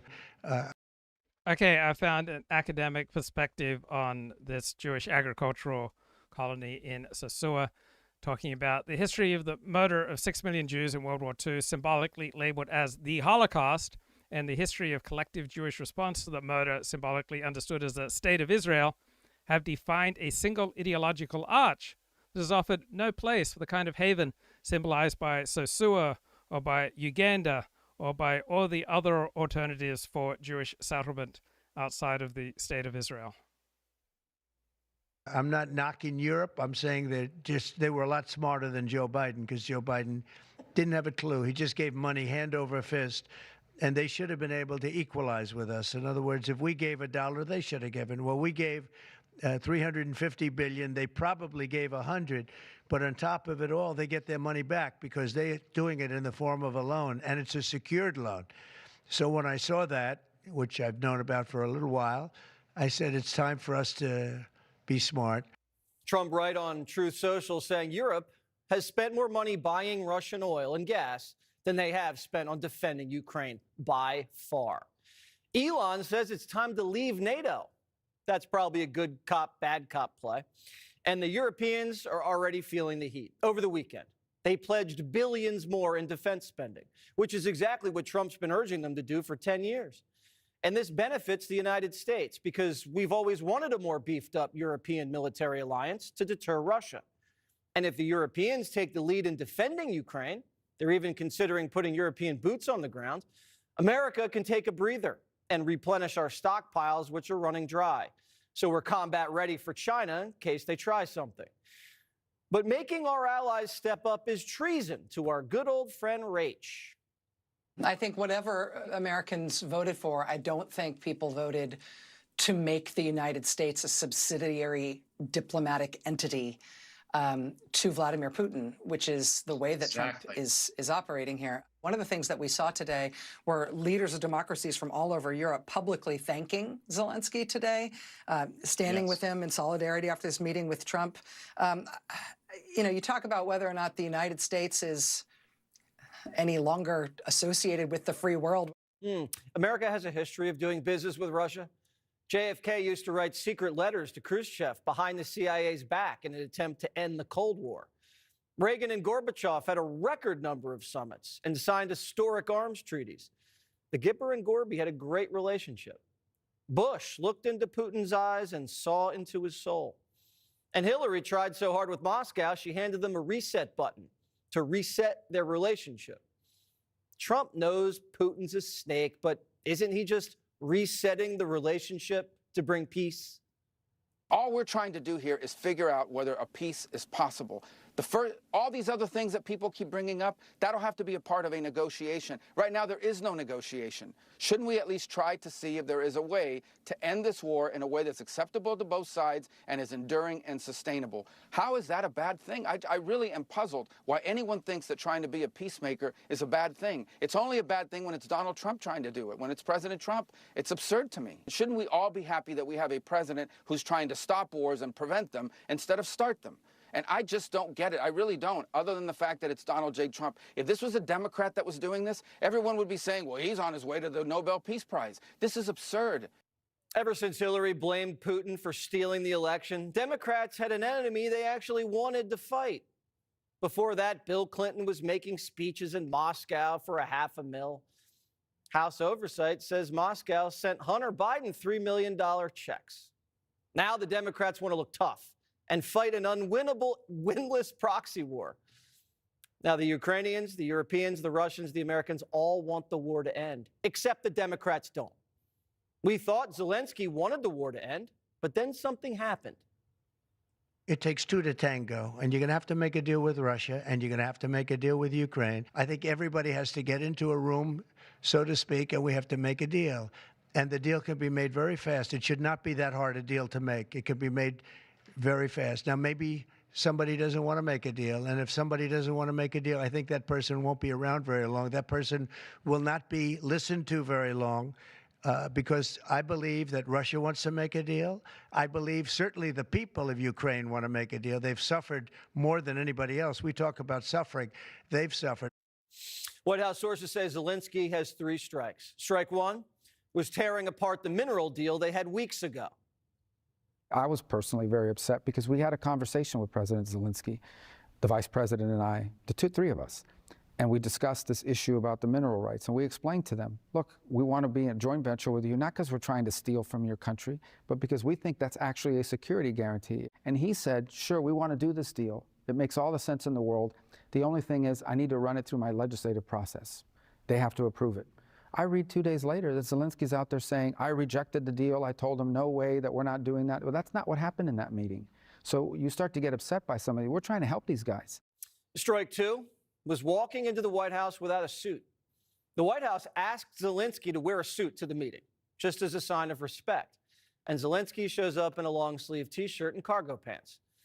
Strike three was inside the Oval Office. The tragedy of Friday, and I don't know what President Zelensky was thinking, we had President of France, Emmanuel Macron, in on Monday. Great meeting. We had Prime Minister Keir Starmer on Thursday. Fantastic meeting. They were all on board the arc of the peace agreement.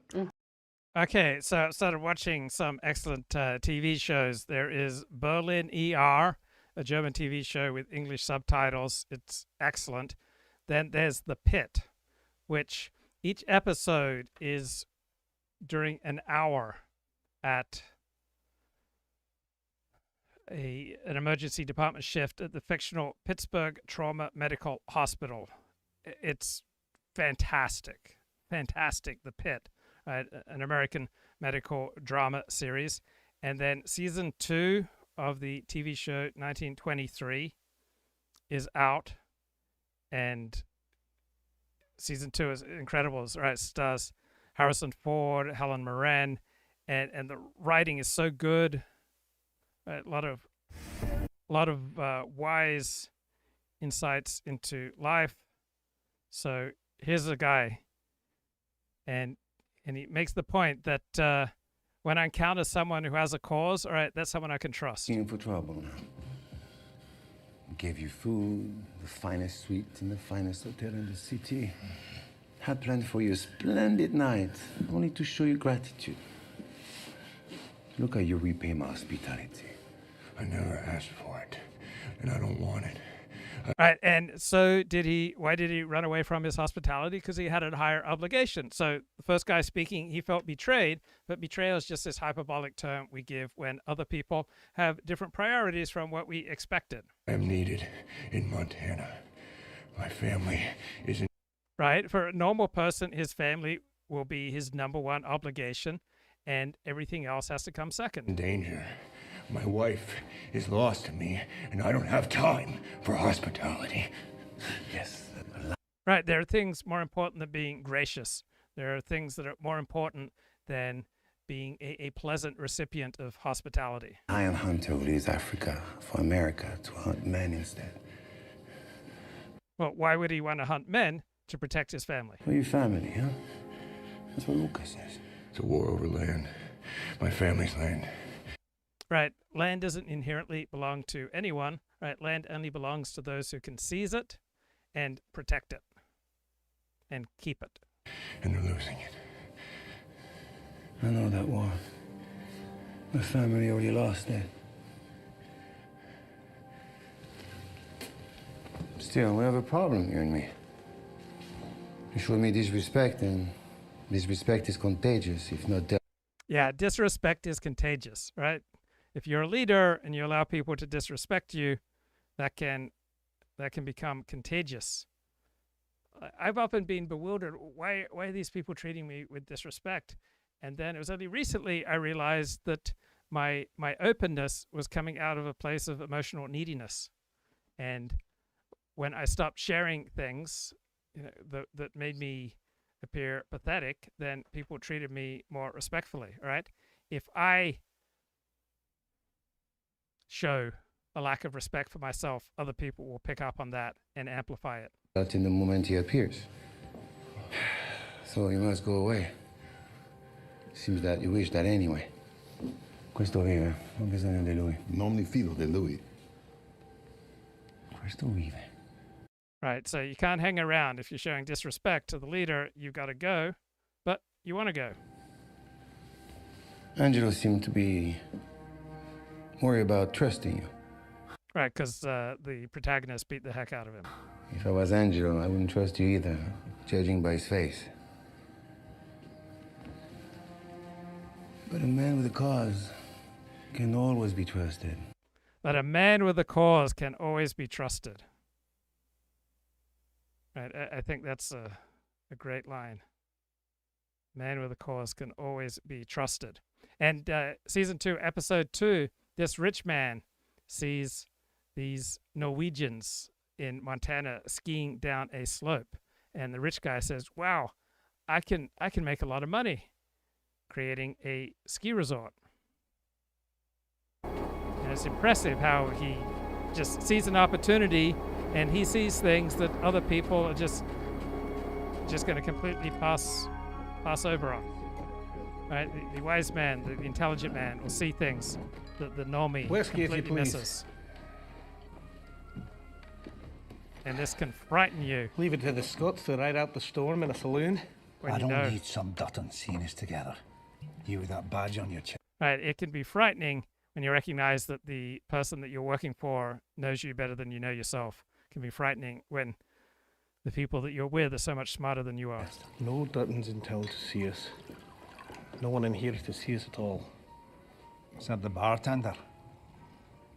That memory fades with a tip. So one of the best guides for life is live as though there's a camera capturing everything that you're saying and doing, and then presenting it in a fair, balanced way on the front page of the New York Times. Yep. You a religious man? No less than the next, I guess. I've called on him when I needed. Still breathing, so I guess he'll listen. You? I believe I'm a sinner who'll never see the gates of heaven. But I believe they exist. Well, that's quite an admission, right? Not many people can hold those two thoughts in their mind at the same time. They believe in the gates of heaven, and they believe that they will never see them. Right? Usually, it's impossible to live with these kind of incompatible beliefs. Right? You usually give up one or the other. Whitfield can look at a mountain and see the gold deep inside it. Right? The wise man, the smart man can look at something and see gold. He saw those Vikings sliding down the mountainside like otters, making fools of themselves. And he sees a business in it. Sees a fortune in it. A man of vision. Right? The wise man, the intelligent man, he will see all sorts of things that you miss. It's no vision. He sees through us. Right, the wise man, the smart man. Right, he can see through you at times. Sees the greed in our hearts. Have you had a boss like this, or a mentor? Right, someone who can see right through you, see the greed in your heart. I've never met a man who scares me. Not once in my life, until now. The man scares me, Clyde. He fucking scares me to death. Right? You meet someone who can see right through you, someone who can read you more accurately than you can read yourself, understand yourself. That can be scary. So, Donald Trump's cabinet is populated by people who look good on TV, populated by people who are effective on TV, who are effective on podcasts, but some of them are terrible administrators. The SecDef, Pete Hegseth, there's absolutely no reason to believe that he is capable of running the Pentagon. There is no reason to believe that Bobby Kennedy is capable of running HHS, Health and Human Services. There's no reason to believe that Kristi Noem is capable of running the Department of Homeland Security. So my two biggest fears about the Trump administration is that it will be characterized by corruption and incompetence. And we're seeing signs of this. And Mark Halperin picks up on that this afternoon. Sam put up the Politico graphic about the HHS. It's another thing that could be a canary in the coal mine. The spokesperson at the Department of Health and Human Services quit today after clashing reportedly with Bobby Kennedy about his overall management style and about what he's doing about, is it the measles outbreak? Is that what it is? The measles outbreak. Okay. Yeah. So I never heard of the guy. I never heard of the guy who quit. I can't vouch for the Politico story. That's the reason. But I will say there's a number of cabinet secretaries, and I would name them thusly: You can take that down. Bobby Kennedy, Pete Hegseth, Kristi Noem, there's a couple others who, like, managing these departments hard. Forget MAGA, forget ideology, forget, standing up to owning the libs and confirming. Like, my biggest doubt about most of these people is, can they run the department and manage the staff? Because they're all mercurial in one way or the other, right? And to have this guy quit, because this is a guy who quit, as I read about him, he's not a holdover. He's not some deep state bureaucrat in sandals and beads ready to quit to make a point. He was brought in by the administration. So, Alex, is it possible that this is a sign that some of these people may not be able to run these things? Because when the spokesperson quits, it usually means they see trouble coming and they don't want to be out there the voicing and defending the trouble. Well, here's what I can tell you about RFK based upon some of the reporting that I've done, which is that he came in feeling very emboldened to make the kind of changes that he wants. He did not come in with his tail between his legs. He came in feeling like he was going to go in and say what he wanted to say and do what he wanted to do. And that's going to rub some people the wrong way. Some people are going to go along with it. Some people aren't. But you can bet that there's going to be, look, there was chaos in RFK's presidential campaign. We forget about that, but it was a very chaotic operation. And I remember when they were trying to lock down the whole... Close to the most ever. Let's be honest. It was close to the most ever. It was chaotic when they were trying to line up his endorsement of Donald Trump. I mean, it was chaos up until the very end. And so RFK is coming in feeling emboldened, feeling like he's going to do what he wants to do. There's going to be some clashes in that department for sure. It's a big, complicated department under normal circumstances. Yeah. But yeah, there's going to be some churn there for sure. Yeah. What about you, Matt? Do you look at this, as I do, as potentially a sign that there's going to be more than churn? I mean, well, I guess my question is, I don't know this guy. Maybe he's great, maybe he's not. I have no idea. Yeah. What the hell do you think? Like you were going to walk into? Like, I guess my question is, I guess some people reported it over the measles response. I mean, look, you gotta know you're going into a operation that's a work in progress at best, right? And you need to be able to bring structure to that. If you are suddenly find yourself with massive "I can't work for you" disagreements on policy, I would just wonder, like, what do you? Well, but I can interrupt you just because I don't think this is over policy, would be my guess, right? I think, and this is I tried to talk about this in terms of Musk as well. Like, there's competence and there's ideology. And there's certain traits, again, this has got nothing to do with pro or anti-MAGA. There's certain traits in a good boss, right? Mm-hmm. Like benevolent, not mercurial, fair, tells you what's expected, doesn't put you in a bad position through their own actions, right? To me, those are good traits in a boss in any business, regardless of whatever. And these people are not that. They're not that. No. And so you say, what did you expect?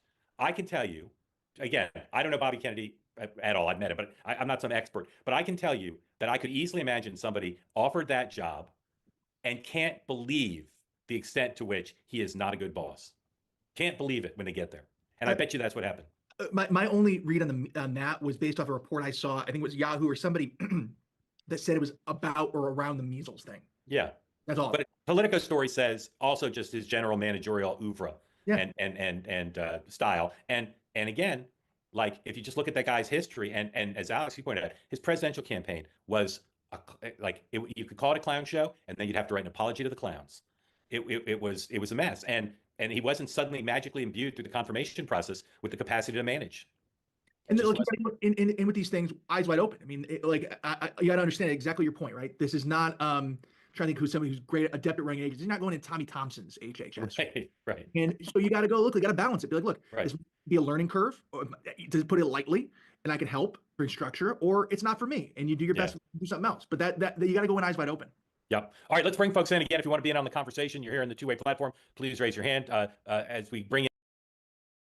Okay, Steve Saylor has dropped a post. It's thought-provoking.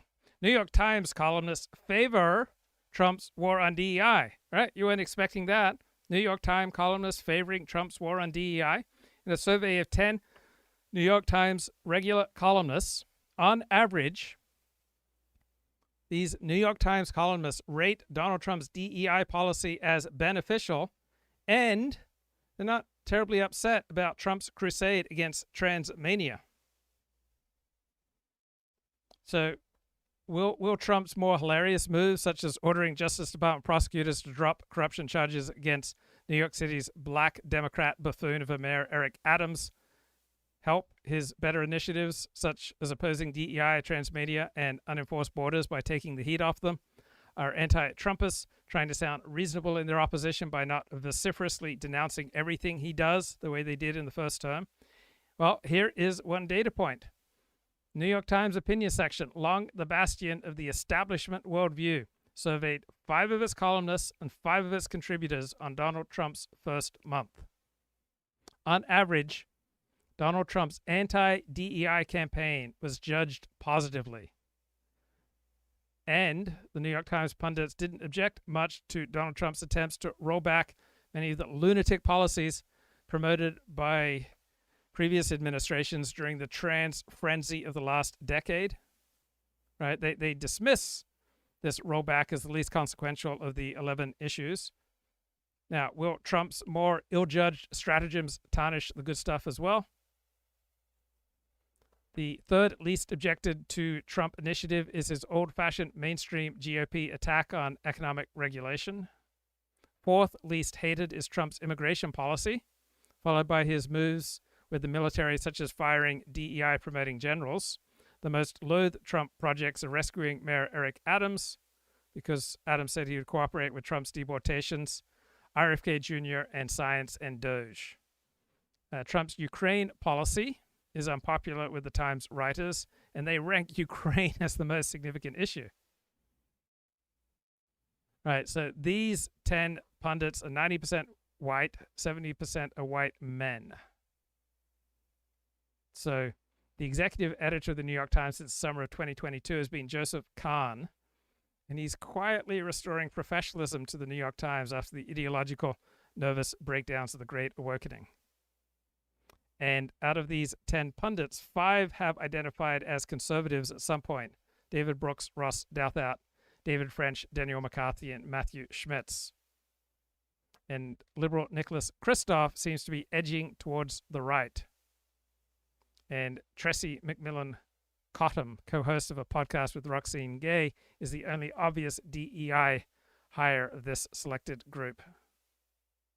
So only Ben Rhodes, who was one of Barack Obama's more articulate staffers, seems to recognize that protecting DEI and affirmative action needs to be a big deal to Democrats on the basis of reward your friends and punish your enemies. So there's still a ban on publicly discussing just how big the gaps are in objective intelligence between groups. Few pundits seem cognizant of how severe the consequences are of finally enforcing the 14th Amendment's promise of equal treatment of the law and what that would do to the black middle class. There's a clear vibe shift going on over DEI. We saw how weakly stock photo DEI woman Kamala Harris did after being handed the VP job. Right, so one thing that was striking about Kamala Harris is that no Democrats of any significance were speaking positively of her prior to her succeeding Joe Biden. Right, she is long prospered by being not quite as much leftist as you'd expect from a black woman San Francisco Democrat, but she felt the left-wing gale blowing towards the end of 2019. She went all out on Jussie Smollett, equity, and taxpayers subsidizing sex change operations for illegal immigrants. 2024, Kamala Harris did well only among the most intersectionally privileged, such as black women, and among the more socially insecure upscale suburbs in the flyover states, such as the genteel suburbs outside of Kansas City, who probably lagged too far behind the times to notice that the racial reckoning was old hat by last November. My favorite columnist is probably Christopher Caldwell. Kip says, I saw Dennis Prager on 2 different shows. Right, these are reruns. Right, he's not going on any shows right now. So Christopher Caldwell, he is out with a new column. And he always has interesting things to say. He says Zelensky is like Trump. Right, people who like Zelensky dislike Trump. They don't notice that the Ukrainian leader is probably the most Trump-like politician in the world. I didn't expect that analysis. Last Friday's Oval Office meeting between U.S. President Donald Trump and Ukrainian President Vladimir Zelensky was supposed to end in a lunch, an East Room signing ceremony for an agreement to mine some of Ukraine's strategic minerals. Instead, it ended with a shouting match, at the end of which Zelensky and his entourage were ejected from the White House.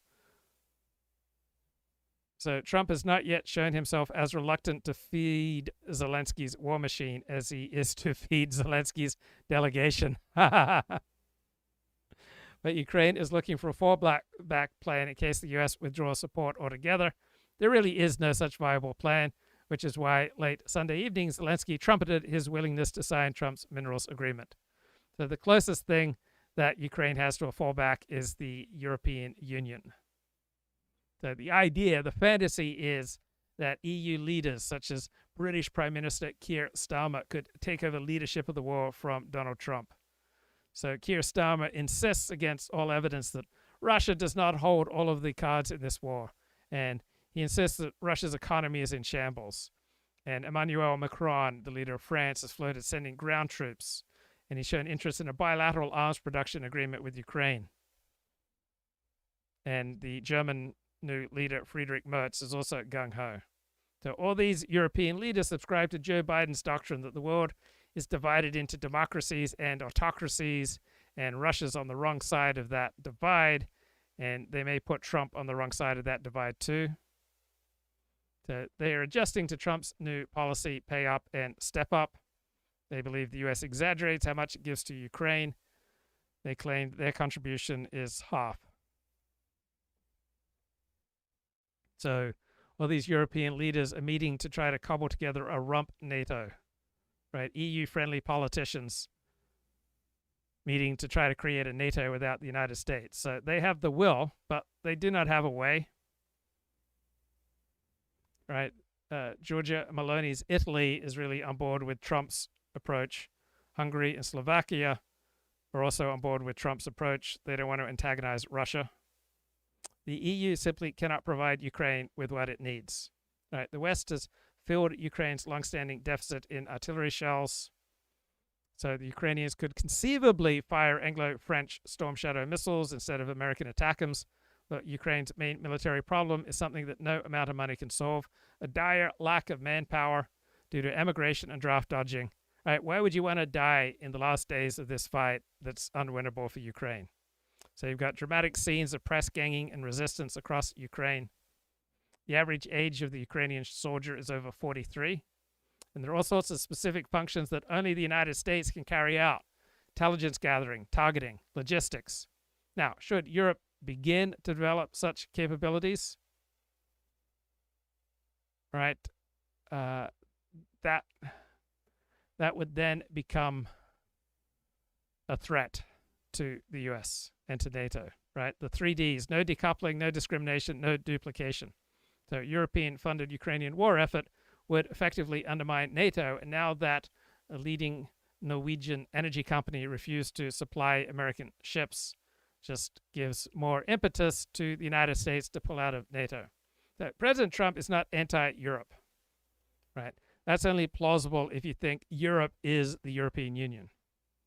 But Trump does not share Keir Starmer's view that the Russian-Ukraine war was caused out of the blue by Russia's barbaric invasion, right? That was Joe Biden's view, right? Under Trump, there's a different understanding, right?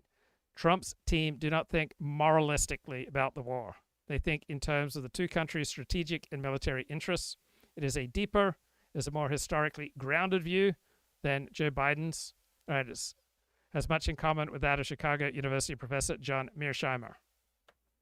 So the biggest unresolved problem of the 1990s was when the Cold War ended. The Ukrainian Soviet Socialist Republic floated free of the Soviet Union with pieces of Russia embedded in it, such as Crimea and the Donbass. Right? There's not a long history of Ukrainian sovereignty.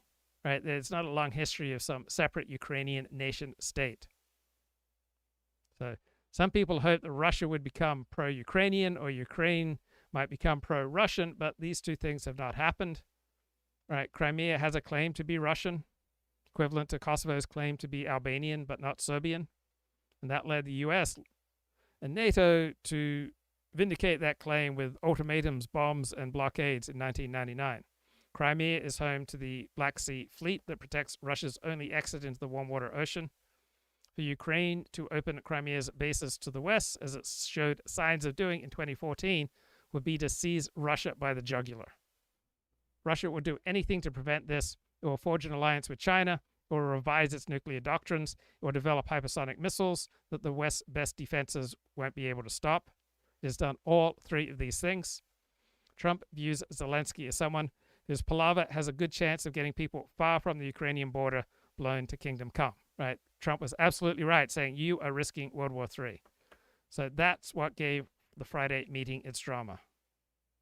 Things started off well, but the problem is an ironic one. Right? People who like Zelensky dislike Trump.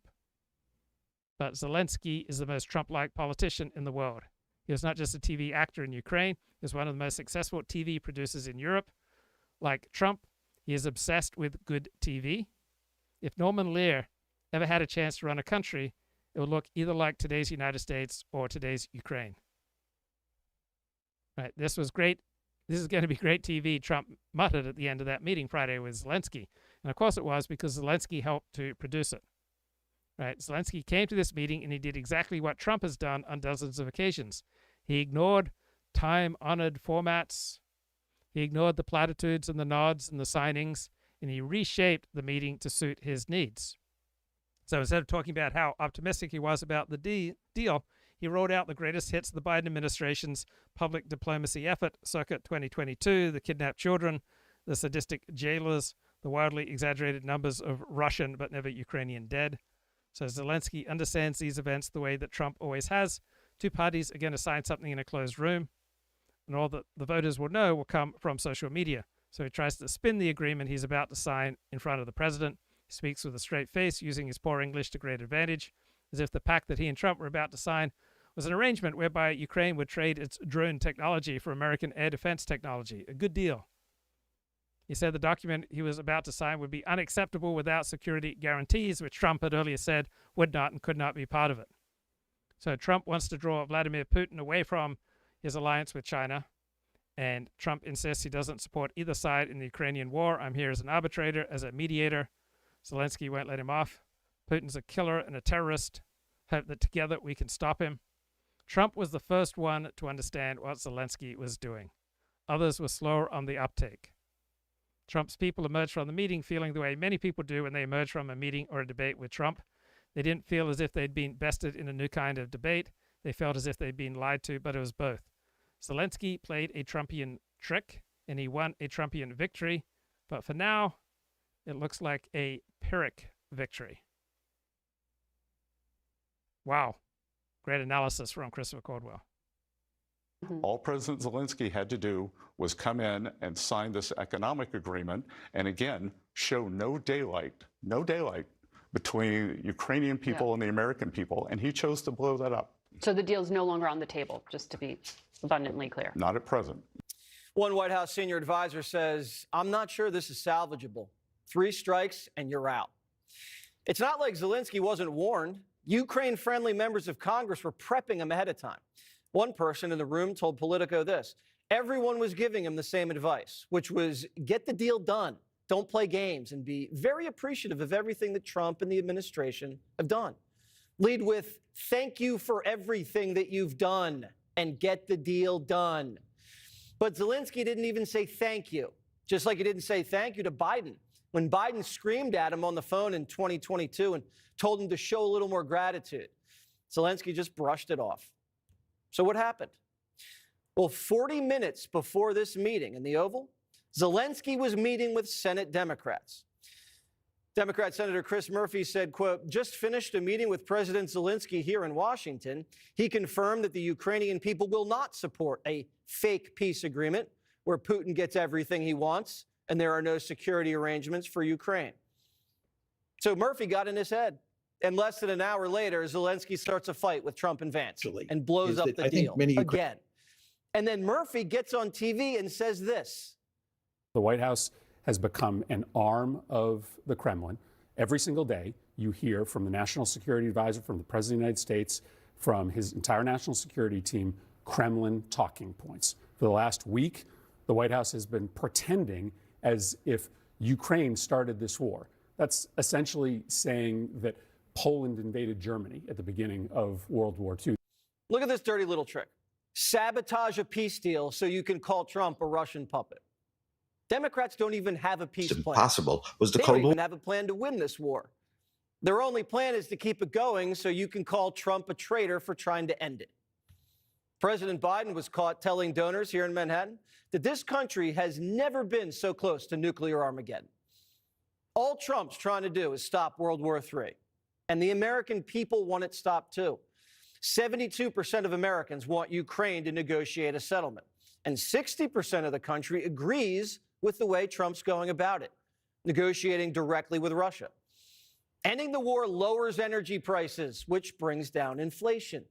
It also heals the world's messed up supply chain, which also brings down inflation. It boosts European defense spending and saves American combat power for the Pacific. Lets us focus on more urgent problems like the Iranians and the Chinese. And these sanctions we have up, they hurt the dollar as the world currency because it drives other nations to trade in other denominations. And it drives the Russians away from a deepening alliance with the Chinese and gives us a new market for minerals that our tech sector is going to need in the arms race. So Zelensky says he's still ready to sign the minerals deal, but he's got to do one thing first.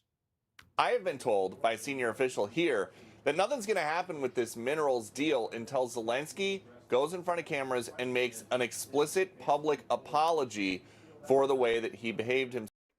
Okay, let's get some analysis here from John Mearsheimer. Well, and we'll certainly see how it's going to happen. Gary, do we still have the Jack Keane shot up, the sound? Do we have that one?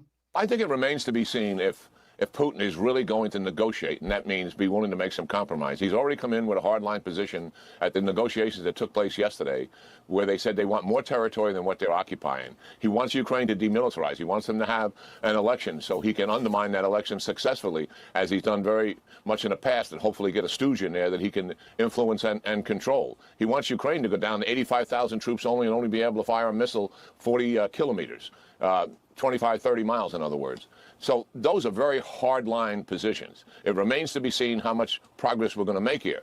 But Putin has got major military problems and personnel problems coming in 25. There's a lot more pressure inside on Putin than what is recognized publicly. Now, that was just hours ago. That was before the explosion in the Oval Office. But it's interesting because the first half of that, he lays out what apparently Russia has said just yesterday, articulating more of what their requirements are, not just the 4 administrative borders of the oblast, but also demilitarization, like genuinely down to 85,000 people and some other limitations as well. They seem pretty adamant on that. But then he pivots over to say that actually it's Russia that's in trouble. Is Russia in trouble?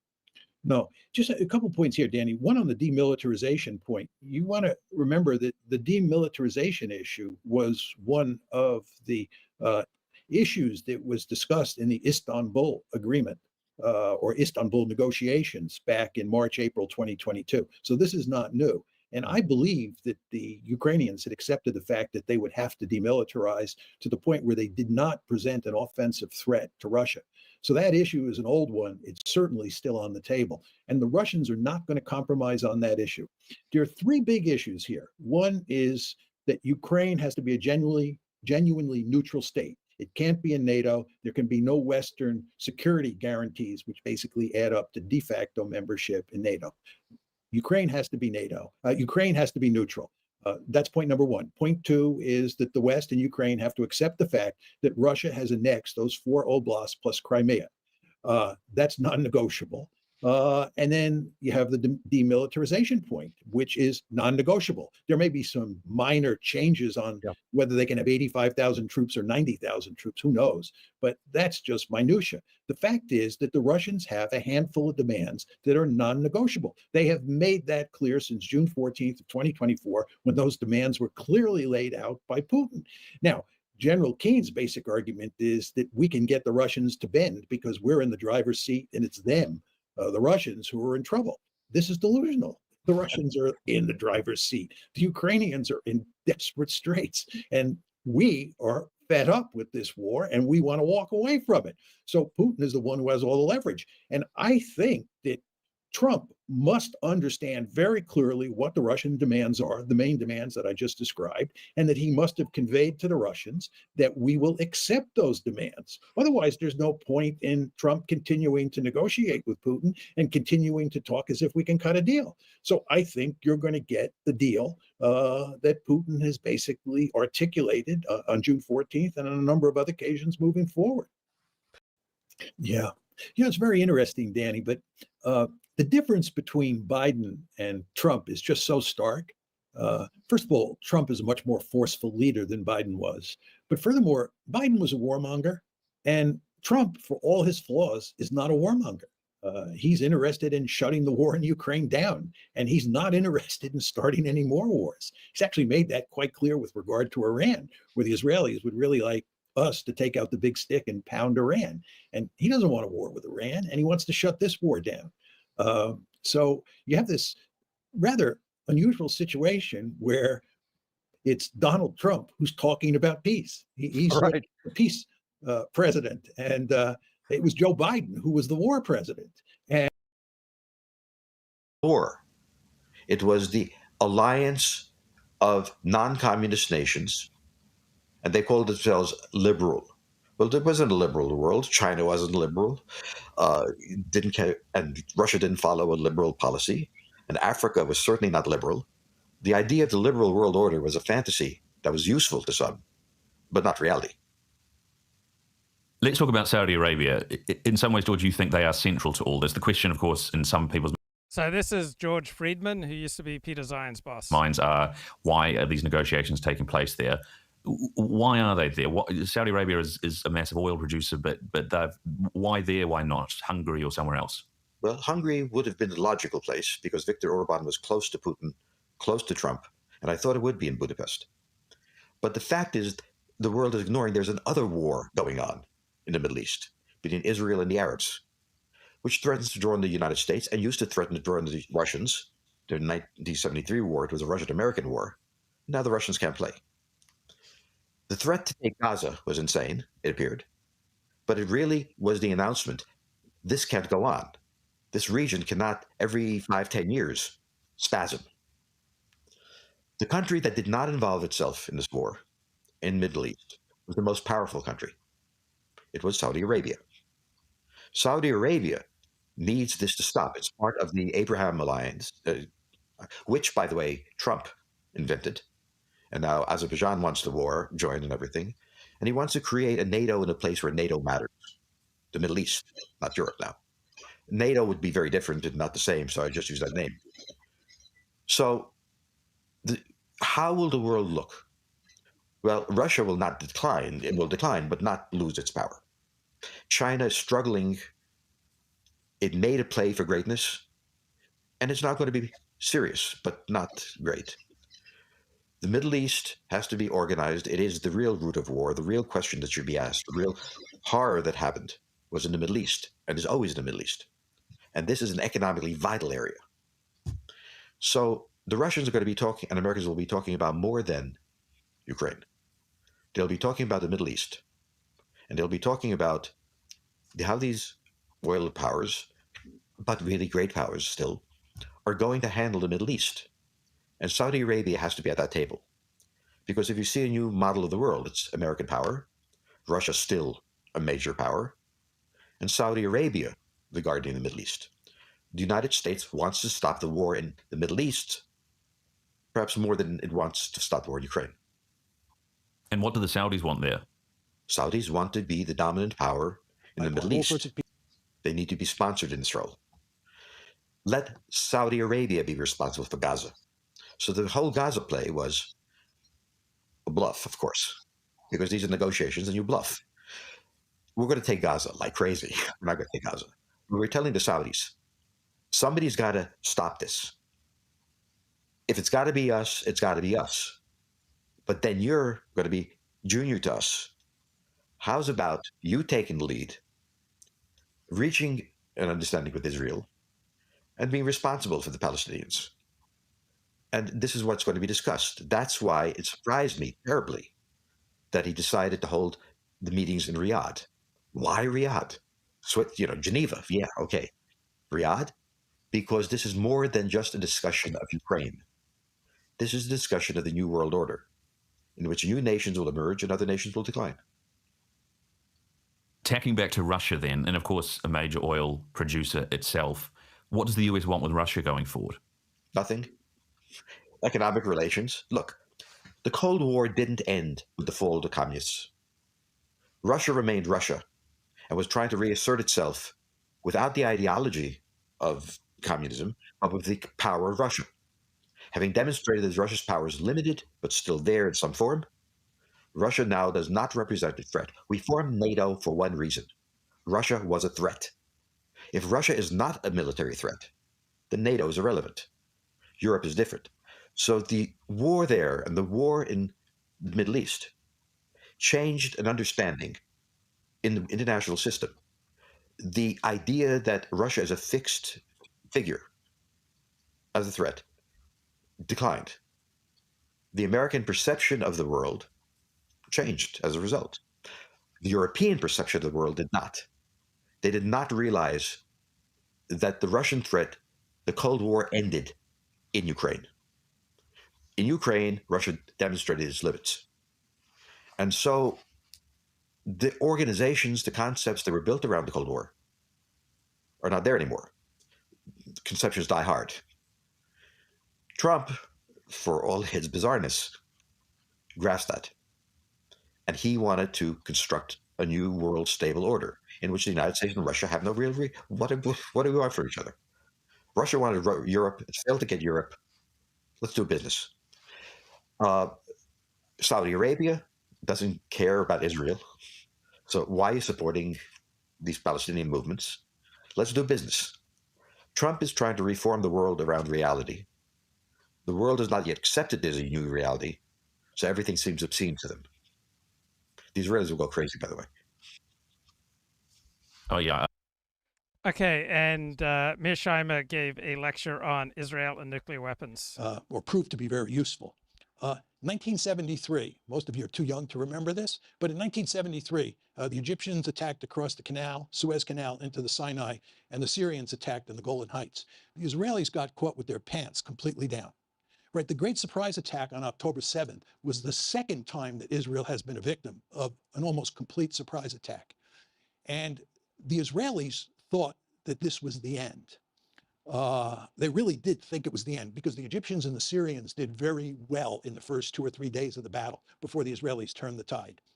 And the Israelis panicked, and Moshe Dayan, who was then the Minister of Defense, went to Golda Meir, who was the Prime Minister, and told her that it was time to get the nuclear weapons out.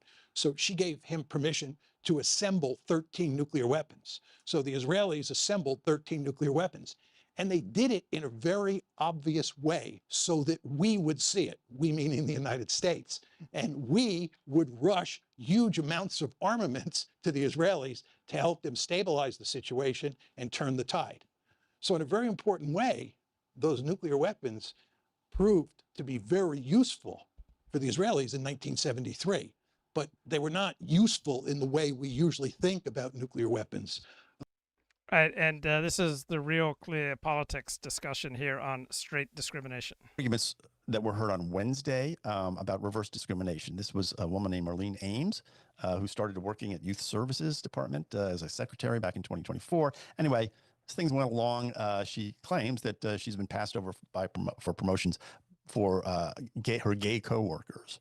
The Supreme Court seemed to feel like they were going to maybe take this case. What'd you make of it, and what's the significance? What they're going to do is they're going to strike down a burden that the Sixth Circuit, where this case came out of, layered on to cases involving reverse discrimination. So typically you think about the discrimination cases as protecting groups where there's been historical discrimination, but the law is neutral. And so what the Supreme Court was basically saying today is that the law goes both ways, and it should be applied in the same manner. And what the Sixth Circuit had done, where this case came out of, is they had added an additional condition if you had a reverse discrimination case, where you had to prove more than if you were claiming that I was being discriminated against because I was gay, right? So say because there is a history of discrimination against gay people, I don't have to prove certain things, but if you're straight, well, then we're gonna make you prove more things in order to carry your burden of proof. And the Supreme Court said basically, and it looked like it's gonna be a unanimous case, Ohio was agreeing to it as well, as one of the justices, Neil Gorsuch, said, we're in radical agreement with regard to this issue, that the law is the same and should be applied equally regardless of what a person's status is. What a novel concept, Richard. I know. I know. My Well, gosh. Yeah. What's gotten into everybody? Right. Radical agreement. Radical agreement. I like that. So, Richard, what are the possible ramifications of this, I guess? Well, what I think it does is that it kind of ties into the end of DEI, which is, we're moving back. I think the culture is moving back, the law is moving back, and certainly the administration is kind of insisting that we move back to a world where we have an equal application of law, where we move towards a situation of colorblindness as opposed to color consciousness, back to a world of equality as opposed to equity. This has been an ideology that, the Biden administration came in and they dropped the word equality and they started talking about equity. Biden issued a executive order asking every agency to come up with plans for establishing equity. And in this context, what equity means is retributive justice, in the sense that it's a transaction, that if you're Black, you get something more. Or if you're another disadvantaged group, you get a special deal.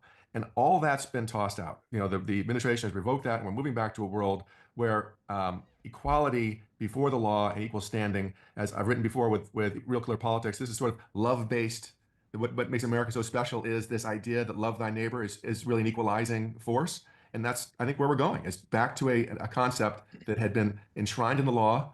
Martin Luther King used it and amplified it. And we're going back to that standard, I think. So, Tom, what are the politics of this? I mean, as we move this way, as if Richard's correct and we're going in that direction, how does it play out politically, especially for the White House? I think it's a winner politically. I mean, I think that's, again, the pendulum is swinging back. And to the extent, look, the Supreme Court, to the extent it is a unanimous decision and any of the liberals join in with the conservative members of the court, I think that will give it additional momentum and impetus.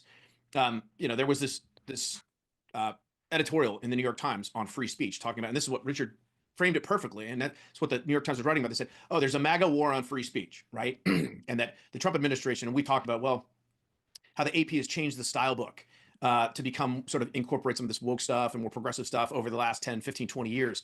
And that the administrations, the Obama administration and the Biden administration, particularly in the last few years, have injected all of this DEI stuff into the government, into the regulations, into the functioning of these agencies. And the argument of the New York Times basically is that, well, opposing any of those things is a war on free speech. How can you possibly tell? You just don't like this speech, therefore, it's a war on free speech. And the idea is that they've managed, the media and the government has managed to move the Overton window, shift it to the left, dramatically in some instances over the last 15 or 20 years. And the Trump administration and other parts of the culture are trying to sort of roll some of that stuff back.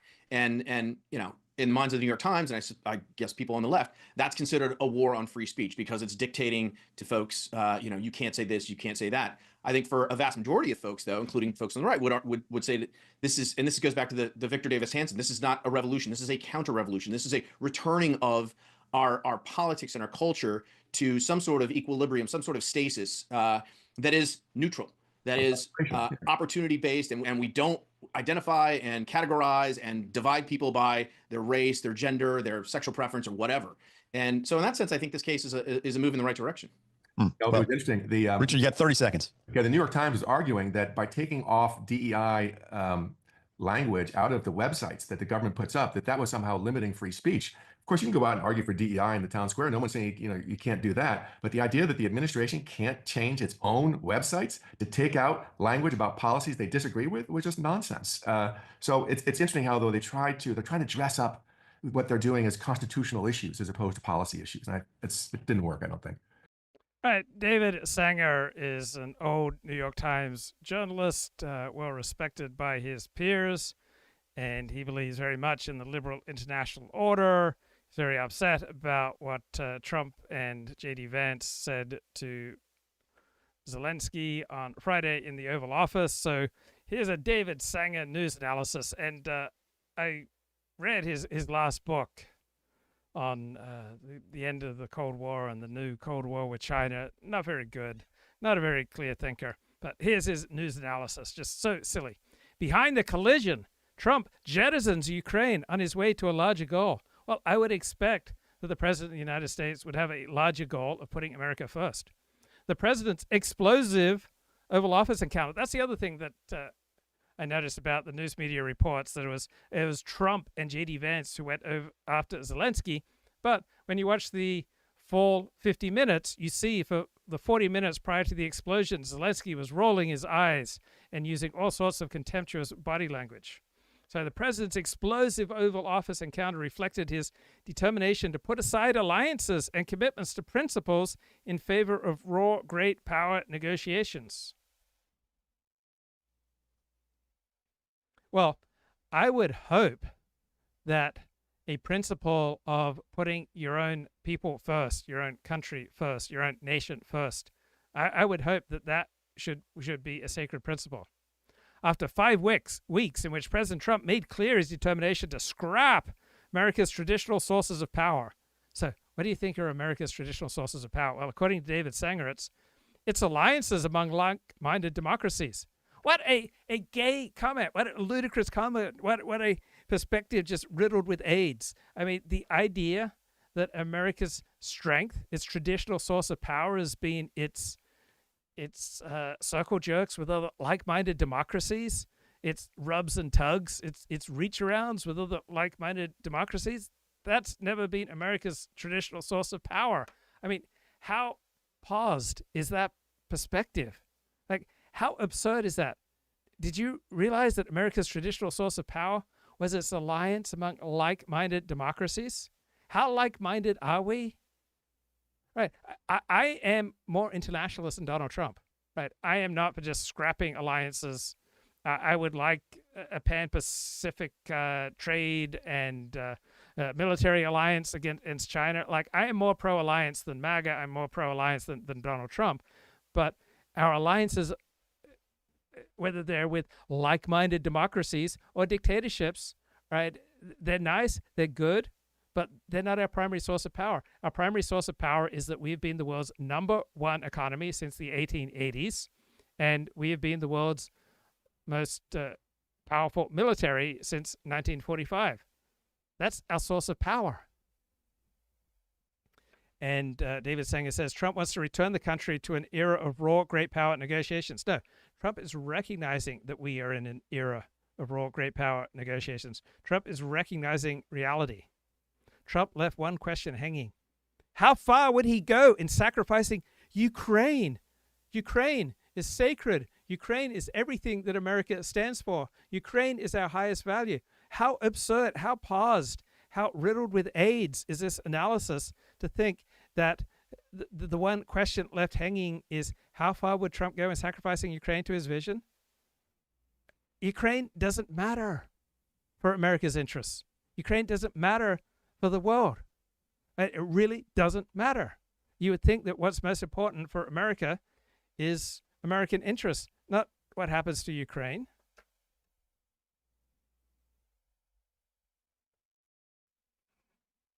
Okay, there was just so many absurd things.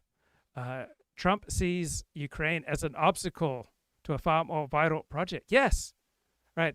Every day that the Russia-Ukraine war goes on, we are at risk of World War III. Trump wants a normal relationship with Russia. Yes. That means rewriting the history of Moscow's illegal invasion.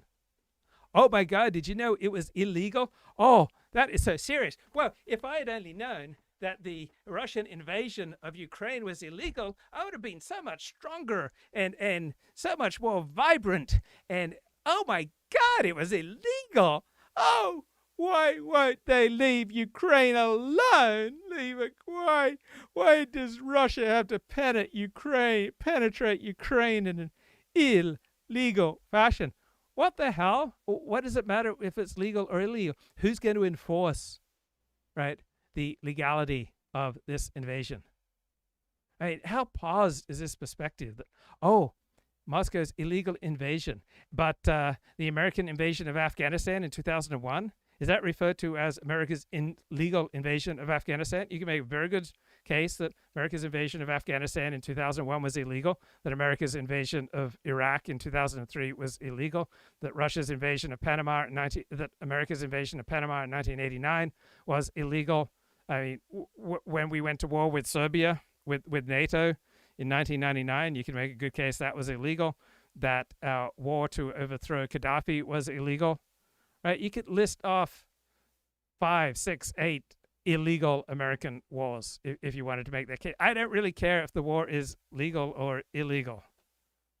It's just such a silly analysis. Like when I get immersed in such pause, right, there's only one thing to do, and that is to clean my neshama in the wellsprings of Torah. That the Ashkenazim didn't really hold of Rav Ovadia. So therefore, if you want to make sure that you're going to get a heter, you want to make sure that the Ashkenazi Haredim hold of it, you should go to Rav Yoshev. Not that Rav Ovadia thought there's such a thing. I'm a big fan, by the way, of Rabbi Jachter. I read all his books, but I do have a fundamental disagreement with him because in a number of writings, he discusses halachic issues. It could be anything. It could be Shemitah. It could be, he even does this with a dateline. And he says, what's the Sephardic perspective on this? And I say, absolutely, there's no such thing as a Sephardic perspective on the dateline or a Sephardic perspective on Shemitah. There's no such thing. There's just one Torah. By the way, I saw in the Sefer for Rav Shapiro, I quoted you, says the same thing. There's no such concept. Only when there's a disagreement, let's say Ramah and Shulchan Aruch. It's fine if you're a Sephardi and you, for whatever reason, you like to follow Rav Ovadia, fine. But that doesn't mean that Rav Ovadia's psak is not effective for Ashkenazim either. So what happens in the story? That so he goes to Rav Yoshev, and Rav Yoshev didn't want to deal with it. Like Rav Ovadia said, Rav Yoshev didn't want to involve himself in these mamzeros cases. So he came back to Rabbeinu crying. Va'az yashav Rabbeinu v'hitiroso. And then he says, and then Rabbeinu sat and looked at it and was mad to her.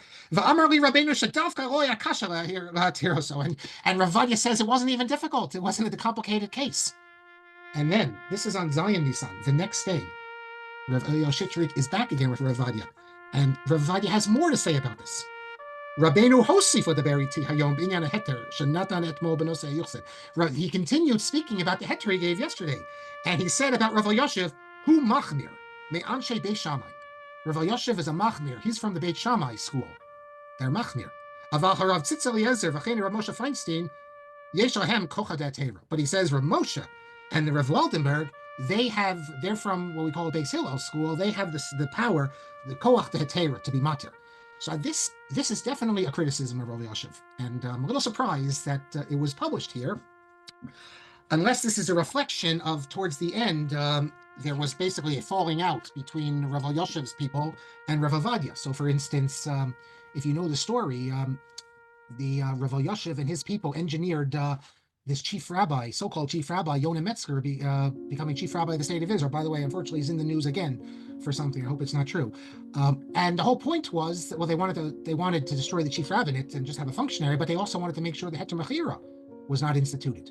And Rav Ovadia, who's a big backer of the Heter Mechira, he had to do the Heter Mechira, I think it was Rabakshi Doron then, in his house, because it was not an official government thing, because the other chief rabbi didn't agree. And then later you had the issue with the army conversions, where Rav Yoshev's followers, they started voiding conversions, and they voided Rav Druckmann's conversions, and the army conversions they said were no good. So Rav Amar went to Rav Ovadia, and Rav Ovadia writes a letter affirming all the army conversions. Basically, his attitude was that maybe they were too liberal and lenient on the army conversions, but after the fact, all these conversions are valid. So, and there were attacks on Rav Ovadia. So this could be a reflection of why Rabbi Shitrik decides to publicize this, to let people know that we don't need to shiver in our feet, or we don't need to be concerned with what the Ashkenazi Haredim say about this, because Rav Ovadia is greater than them. This idea, incidentally, of Beis Hillel and Beis Shammai, where does this come from? Well, actually, this is an old theme of Rav Ovadia, and he brought down the attacks of the Bnei Brak crowd on him, because when he was running for chief rabbi, he said that he will, there's something a little bit distasteful, but as they're running for chief rabbi, they need to get votes. And they don't just need to get the votes of the rabbis, they also need to get the votes of the mayors, etc. Rav Ovadia was advocating what he said, he would have a user-friendly, let's say, halacha. He said that we, Sephardim, follow in the school of Beis Hillel. And the Ashkenazim, they follow Beis Shammai. They're more machmir. And he says, I will follow the school of Beis Hillel. And of course, the people in the Ashkenazi Haredim were quite offended by this. I don't know why the Ashkenazi Dati Lomi weren't offended, but I would think they could be offended also. Because what do you mean? Ashkenazim are Beis Shammai? But that's what he said. Now, what people didn't realize is that this wasn't original to Rav Ovadia. Rav Ovadia was actually quoting the Chidah. Rav Chaim Yosef David Arzalai, the great Chida from the 18th century. In fact, before Rav Ovadia, the only Sephardic rabbi referred to as, just two Sephardic rabbis were referred to as Maran. Maran is a term that's used, it means like the ultimate. These days, everyone is a Gaon. So who's above the Gaon? Maran. If you look in the Haredi newspapers, Maran means like the Pope, I guess. It's the ultimate, the highest authority. I don't want to use the word Pope, but I mean, that's fundamentally, that's what it is, because like no one can dispute with, if he's Maran, it's often understood that he's the last word. And even today, you have a bunch of Marans.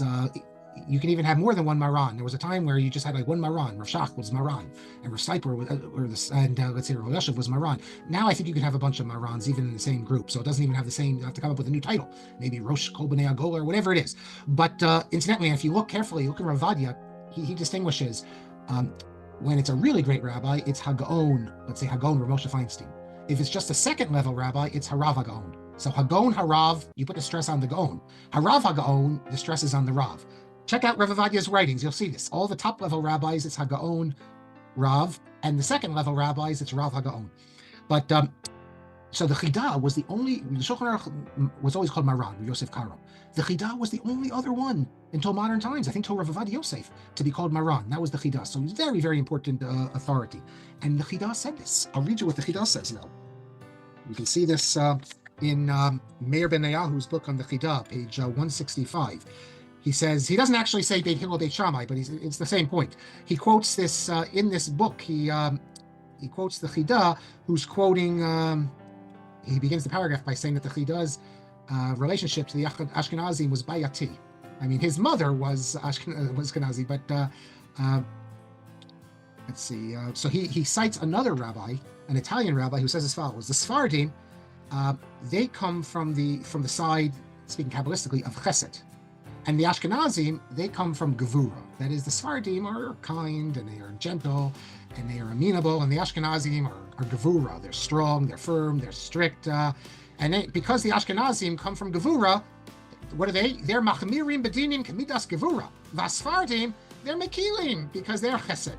So Rav Ovadia's point was that the Ashkenazim always like to be Machmir, they're like Beis Shammai, and the Sephardim are Meko like Beis Hillel. Okay, let us move on from Rav Ovadia. Now, I just want to say that about Ashkenazim and Sephardim, getting back to this book again by Rav Avram Shapiro, he says on page 368 that a Dayan who doesn't know Ktsos HaChoshen, Toa B'dvar Mishnah, he's making a basic error. And if he doesn't know the Nesivos, Toa B'shikol Das, he makes an error, obvious, like logical error. So my question is for Rav Avram Shapiro is, what about all these Sephardi Dayanim who, because in their background they studied Choshen Mishpat and they studied the Sephardic commentaries, they never studied the Ketsos and they never studied the Nesivos, so they're not reliable Dayanim? Maybe he thought so.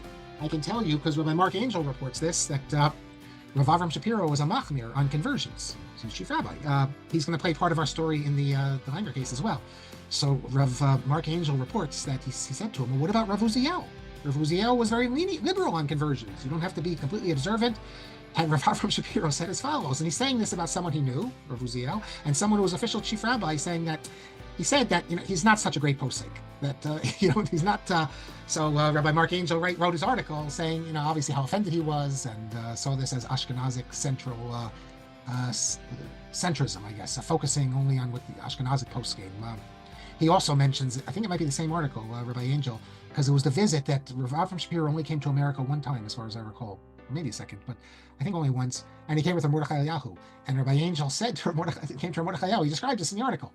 If maybe it was this visit or the next time, Mordechai Eliyahu came a lot. And he said, how come all the Sephardic yeshiva students today dress Ashkenazic in black and white? That's not our tradition. We don't dress that way.